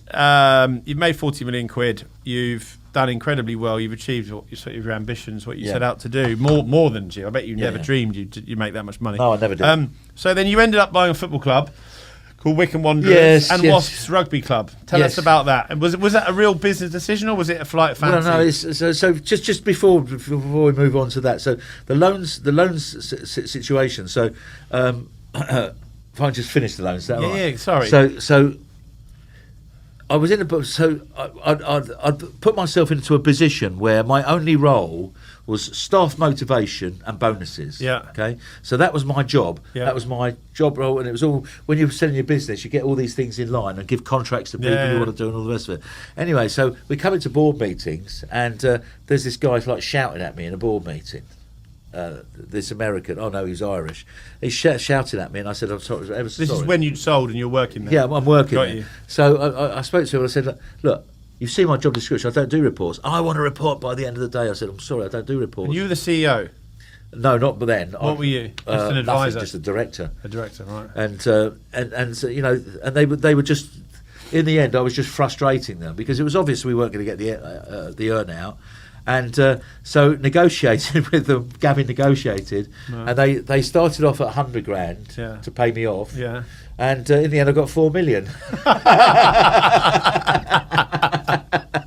They wanted me out so bad. Really? You thought you're that obnoxious? I'm worth 4 million. David walked out for nothing. I took 4 million. So I left there and with 44 million in the end. Yeah, 44. But he's probably spunked a bit at the 40 by that point. Yeah. So the idea of the week. I wonder why you wanted to go back. Now I know. It's so funny. So the week my friend had played for Wycombe. I'd enjoyed going to Wycombe. We'd sponsored the shirts. You're a big sports fan, aren't you? Yeah, I enjoyed it, yeah. and it was good fun and all the rest. And I just got involved with a little bit of help, and then I started thinking, well, I've got nothing else to do, and so on and so forth. And Wasps were already playing there, yeah. And then I got involved with Lawrence Delalio and looked after him, and so on and so forth. And then the council started talking to us about a new stadium, and I thought, wow, this is it. And I didn't really want to buy Wasps, but they only really wanted to deal with one person. And so I was a little bit. I have to be a bit cocksure here, and I decided to take the others out. I own 10% of Wasps. I'll take the others out, and it wasn't a good decision, really. No, in hindsight. No, it wasn't a good decision. What did you pay for Wasps and Wycombe? I didn't actually pay anything for Wycombe. No, but they had a lot of debt, didn't they? Yeah, they had a bit of debt. It wasn't really how much I paid. I didn't pay a lot of money for either. But it's then the running expenses. When you took on the debt of Wycombe, let's say it's 3 or 4 million quid, whatever it was, yeah. Do you take on the debt and you make the payments, or you have to clear the debt? You didn't have to clear the debt. No, so you were just on the hook for the monthly payments, and presumably they had a personal guarantee on that as well. No, they're not just going to let you. Yeah. So you got to pay it. Basically. So you wonon't get at me how much I lost in those businesses. No, I don't need to know that. But it was lost some. But what happened was there was a real buzz about getting a new stadium. Yeah. The council didn't care too much about Wycombe Wanderers. Yeah. They cared about Wasps because Wasps Really? were a prominent rugby club. Yeah. At the Premiership. And at the top of the game, and they had some England players. Yeah. It was really big for the town. Well, Steve, one thing I've learned sort of being in your company for the last 4 or 5 years maybe is that you had the loans.co.uk business, you had Wycombe, you had Wasps. You've got your fingers in a lot of pies. We'll come on to your property stuff in a minute because this is a property podcast.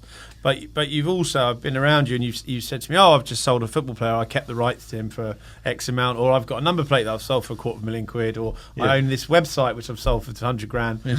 You seem to have collected smart investments over the years. Yeah. I'm not. You say that. I'm not. I don't think I've done brilliantly with investments, to be honest. No, I've done okay. I bought quite a bit of land over the years, and just small plots which cost me very, very little. No. They cause you no problems with tenants. They cause you no problems at all, and they sit there. And one of them came to fruition last year. And where was that? That was in Potton near Berkhamsted. What was it? What did you sell it for? Sold it. So with planning permission, sold it for 2.2. Wow! And you owned that on your own? No, I owned that with my ex, Sarah. Okay, nice. So I did all the work. And that's our netted after everything. We netted. Oh, that was your profit? That's my profit, 1.1. Wow. What did you pay for the land? Do you remember? I do. Go on. 100 grand. When? 2004. And that was a Class Q, was it? No. Just got the planning permission for. So just so people that don't know, Class Q is essentially where you can get planning permission on farmland on Greenbelt to build an exceptional house that is so exceptional that the local authority deem that they can't really refuse it. Yeah. That's paragraph 64. The Class Q is more about barns. Oh, there you go. Steve Lowe's I'm supposed to be the property expert here, but when it comes it's only horses for courses. When it comes to farms, I'm not the expert because I don't do many developments on farms. I don't do any. I just design Steve's farms for him. Yeah, Class Q was brought in by the government. There you go. And just you can just look it up. It's very easy to understand. It's brought in by the government to increase housing. So it's agricultural buildings, commercial agriculture, but they can be ugly as anything, and you can turn them into houses under permitted development. Yeah. The thing you're thinking is a paragraph 64. That's something completely different. There you go. But so I've done it. I've done it a few times, and you're turning a barn which is worthless, really. Yeah, into. But don't get it mixed up with equestrian. That's not agricultural. Okay, it's different. I found out. And you don't have PD on the equestrian. No, you can't do equestrian. You have PD on the. So just I've said that you're a client of mine. So Steve's at the moment doing a beautiful development out in Chorley Wood, which was you've got a 500-year-old farmhouse, threshing barn, which is going to be a 4,000 square foot absolute monster of a house. 4 new build sort of barn style houses. Yep. 3, 2 of them are semis, 2 are detached. Although the semis are more like detached houses, they just happen to be linked. And then you've got another barn, and then you've got hopefully another 4 or 5 at the back. Definitely got 4. Yeah. So you've got 11, 12 properties. It's 11 definite. Yeah. And if all goes well, 13. Yeah, and you bought 208. You bought 2 farms in 2006. Well, I bought the first farm was High Ash Farm. Yeah. And I bought that in, I think, 2001. I was living in a place called Bovingdon near Hemel Hempstead, and the local estate agent came to me and said, Steve, I've got something you might find interesting. I said, what is it? He said, it's a 1960s house. Window, door. Yeah, I remember it before we knocked it down. Yeah, it was so very ugly. And you'd extended it though by that point. By the time I'd seen it, you'd extended it. And I got a picture of it. It was a 1980s ugly house. It was ugly, very ugly. Yeah. But a bit of land, a little bit. Yeah, well, he said to me, it's got a restriction on it. I said, what's the restriction? He said, well, you've got to farm the land. I said, what do you mean you've got to farm the land? He said, well, he's got some land with it. I said, how much land? He said, 140 acres. So I said, oh, that's interesting. That's very interesting. So of course, nobody's going to buy this and get a mortgage. You're never going to get a mortgage on it because you've got to work the land. Yeah. So I bought it just really as an investment, and I bought it for £850,000. Wow. And just to put this into context for people, Chorley Wood is it's not like it's 100 miles outside London. It is literally where Steve lives is half a mile from the M25 junction. Yeah. It is almost Greater London. So you had 140 acres that you paid £800,000 for, which is like, what's that? It's nothing. It's like 400 quid an acre or something. No, well, I've stuck a house on it now, which is worth. We designed Steve's house for him, as I said, so it's probably worth nearly 3 million. That house getting on for 3 million. I've still got the 100. It would have been 2.5 for someone else. I've still got it would have been.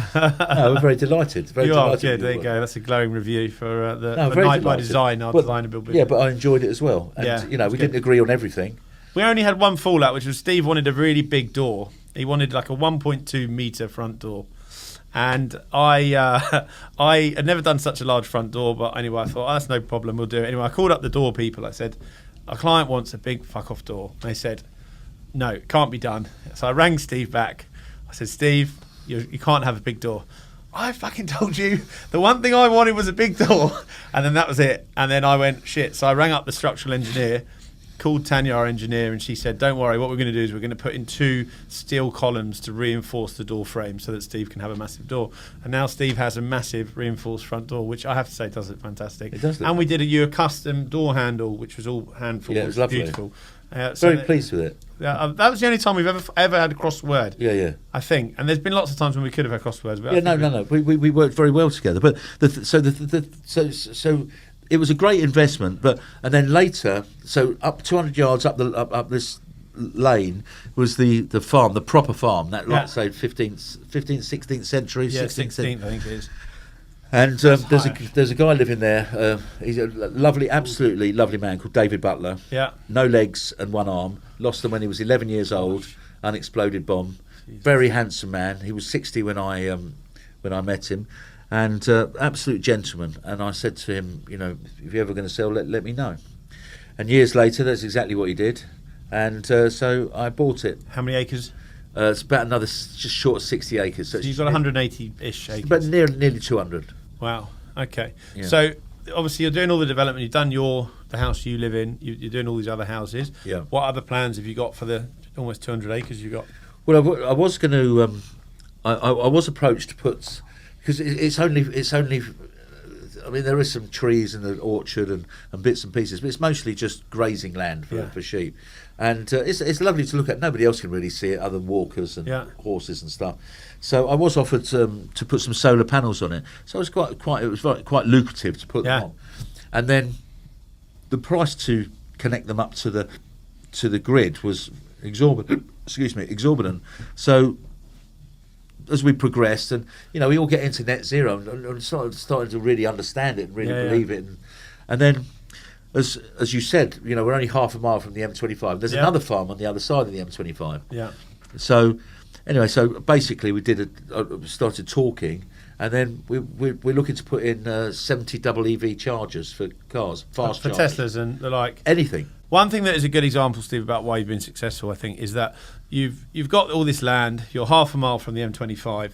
And most people would be like, well, I can sell it to the national grid. But what you've actually done, you found someone who's got a farm on the M25 where they can actually create a slip road, so not a lay-by, slip road, and have a charging point. And you've actually actively sought them out to create a deal together where you can both make hopefully a lot of money.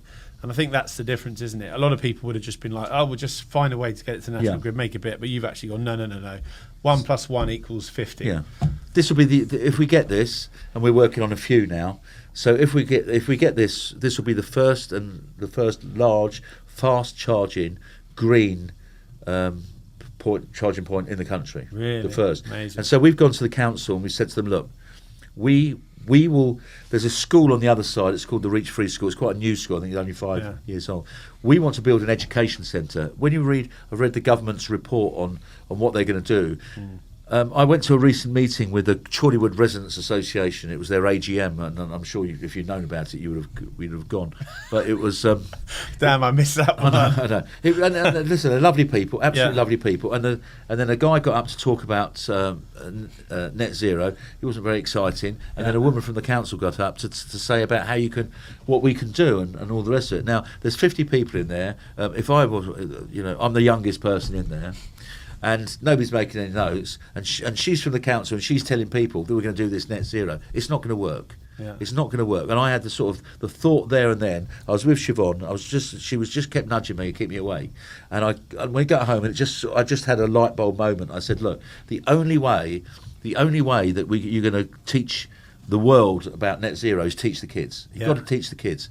So we're looking to build an education centre, which I then read a paper from the government that they're looking to do, but they never end up doing it. Yeah. But so my council is Three Rivers Council. We've got 82,000 children. So build a centre. On the same site? No, on a different site. Right on the opposite corner is this Reach Free School. And build an eco-education centre, bring the best teachers you can possibly get into there, and make it interactive and make it fun. So you go there for the day with your parents, would you? No, you just go there with kids. You go there; it's part of their curriculum. Okay, so schools would bring people in. Schools would bring people in, and a day trip. We used to go to to look at Waddle and Daub making houses in Anglo-Saxon times. Yeah, it was very good I missed that one as well. Good times, but now I wouldn't. I'd be going to your green education centre. But you see, but you see, we can move things. I've gone into a different sphere now. Really, It's about community. It's about community. It's about looking after each other, and children are so away now from their grandparents, and it's about bringing them all together and about looking after the elderly and bringing the older people in and teaching people. My stepson is 10 years old, and he's just been. The school have just voted him. Sorry, not the school. His class have just voted him sort of the eco representative with another girl, and we're going to start working on things like, for instance, every time you run a tap to brush your teeth, if you just run the tap and use it, you're using between 4 and 6 litres of water. Now you start looking at just don't brush your teeth. No, that's a good idea. Just put your head down the toilet. Yeah. But there's loads of things, and this site is going to be very good. Doing that. And for me, this is I'm sad to say one of my best friends died last month. Yeah, you said. And he's only 52, the smartest man I've ever met, and he all knows my businesses, and he knows what I get involved in and all the rest of it. And he feels that this business is this will surpass anything I've done in the past. Really? Yeah. I would imagine, knowing you, the fact that he said this to you, you will make sure it will. Yes. Because I know you well enough to know you will. Yeah, what was your friend's name? We just Adam. mentioned him. Adam Henry. Yeah. So you're going to do it for Adam. And everybody's struggling at the moment. He used to get anybody that wanted cars, he'd get the cars, lovely cars. And I had dinner last night with another friend who said, I don't know what to do now. Good, well, I hope you do. I really hope you do it. I mean, it is exciting. No, it sounds it. It's an area that I know nothing about. Obviously, there's a bit of a property side to it. We're running out of time, Steve. It's been a lot of fun having you. I do go on a bit. No, well, listen, so do I. That's why we're sat in a podcast studio. Few quick questions. Best investment to date? High Ash was a good investment. The main name, and sponsoring Watford Football Club. Okay, yeah. Oh, you told me about this because you got it for absolutely nothing. They were expected to get relegated because we only wanted it for staff. Yeah, and what did you pay for it? We paid £300,000 a year. Shirt sponsor, main shirt sponsor. Main sponsor for what 2 should years. It have been? Well, in the Championship, that was about right, but they only went and got themselves promoted. So that should have been sort of. And they asked you for more millions. money, didn't they? They asked for more money. What did you say? No. And worst investment, I know what you're going to say. The Bugatti was the Oh, really? I thought you were going to say the football club and the rugby club. Well, they weren't. I didn't really buy them as the best. And the Bugatti was only a poor investment because they said they were only going to make 300, so I got one. Yeah. And they did only make 300 of that model. Yeah. And I sold it at the wrong time, so. Fine. And and this is a question I gave Steve a few questions that we may ask him. Who would you? Everyone asks this question in interviews. If you could invite 3 people to dinner, I know one would be me. So who would the other 2 be? Oh, well, I know. Who would the 3 be? I wish you'd told me. I knew you were going to say that. I've asked you one question that was off piece. I know. It's definitely David Attenborough. Well, you've got to say your wife. Okay. No, I haven't. I haven't. I go to dinner. Sorry, Siobhan. I go to dinner with her like plenty of time. It'd be definitely David Attenborough, probably the only person on the planet where literally nobody dislikes him. And you've got Steve actually has a commissioned one-off J.J. Adams piece of art with David Attenborough in your living room, don't you? Yeah, I do. I think he's absolutely wonderful. Amazing, yeah. I'd love to. And anyone else? I'd like to sit down with Steve Jobs. I think that'd be lovely. Yeah. I think, tricky now. It is tricky, but there you go. Yeah, he was great. I mean, an incredible businessman and a visionary. And go on, one more? You think of one more? You've got Steve Jobs, David Attenborough. It's a very interesting. I'll think about it later. Yeah. Okay. Well, that's brilliant on the live podcast. I know, but that's what. If you'd written it down, I would have had it. Yeah, don't worry. Look, it's fine. Well, you said that I'm going to come as well, or you didn't. I said that. And I think Steve. That's it. There's one more question. You go on. Well, actually, the question was, and this is something you want to do. What would you do differently? That was the question you wanted me to ask. What would I do differently? No. It's what would I want to achieve now? Well, there you go. So, listen, I'm going to edit this podcast heavily because of all the cock-ups, but I'm going to leave this cock-up in because it shows that I'm only human and I've fucked it up. So what would you do differently now if you had your time again? No, not that question. The question I sent you said, I'll ask you that. We have to edit this because it's going to look terrible.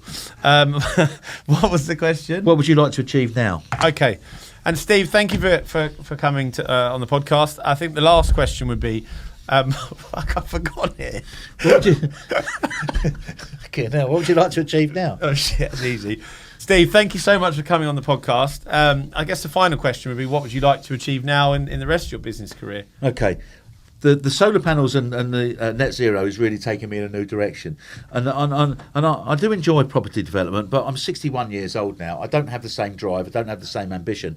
I'd like to find somebody, and that person will. This is your sales pitch. This is Steve's pitch to find someone. So I mean, we can put it out on there. This is a good platform. Steve is looking for someone young with a property background who can come on board and help run his development side of his business and eventually take equity in the business and eventually take the business off his hands. Exactly. So if anyone's listening and anyone's got some good experience in property, you can send a CV to me and I'll forward it to Steve. You can email me at bwilson@knightjames, which with a K.co.uk. This is why you wanted to ask this question. That's why I'm here. Now I know. This is why he's here, you see. Will Look, I get paid 20% of the first year's salary? No. Oh, right. And I'm taking him out for dinner now. Listen, you're an estate agent. I know estate agents. And if somebody wants to be an estate agent for the rest of their life, that's great. Well, good luck to them. Yeah. But I think most want to get into property development. Yeah, and a lot do. And I've got 16 projects that I've got on or off. 16 projects. So Bullsland would be 1. No, Bullsland would be 5. Okay, 5. It's different 5 phases. 5. Okay, but still a lot. I've got lots of different projects. I don't even know most of them. And I can open up the door for more, but there's a lot of work in it. And I don't want to work forever. I do want to be involved with things forever. Yeah. But I don't want to work forever, and I don't have the drive and ambition and that I had in the past. And to get somebody new on board, that revitalises me. I've been great at mentoring people in the past, and the one thing I'll teach them is the word no does not exist. It only exists for people who are happy to not achieve anything. Yeah, no, I know what you're saying. I had no idea Steve was going to do that little pitch at the end, and but in all seriousness, if someone has got experience or someone is young and has got something about them, then come and sit in front of Steve and he can tell you no. I can tell you no. Or yes. Or I'll tell you straight away. Yeah, Steve, it's been a pleasure. Thank you so much. You're welcome.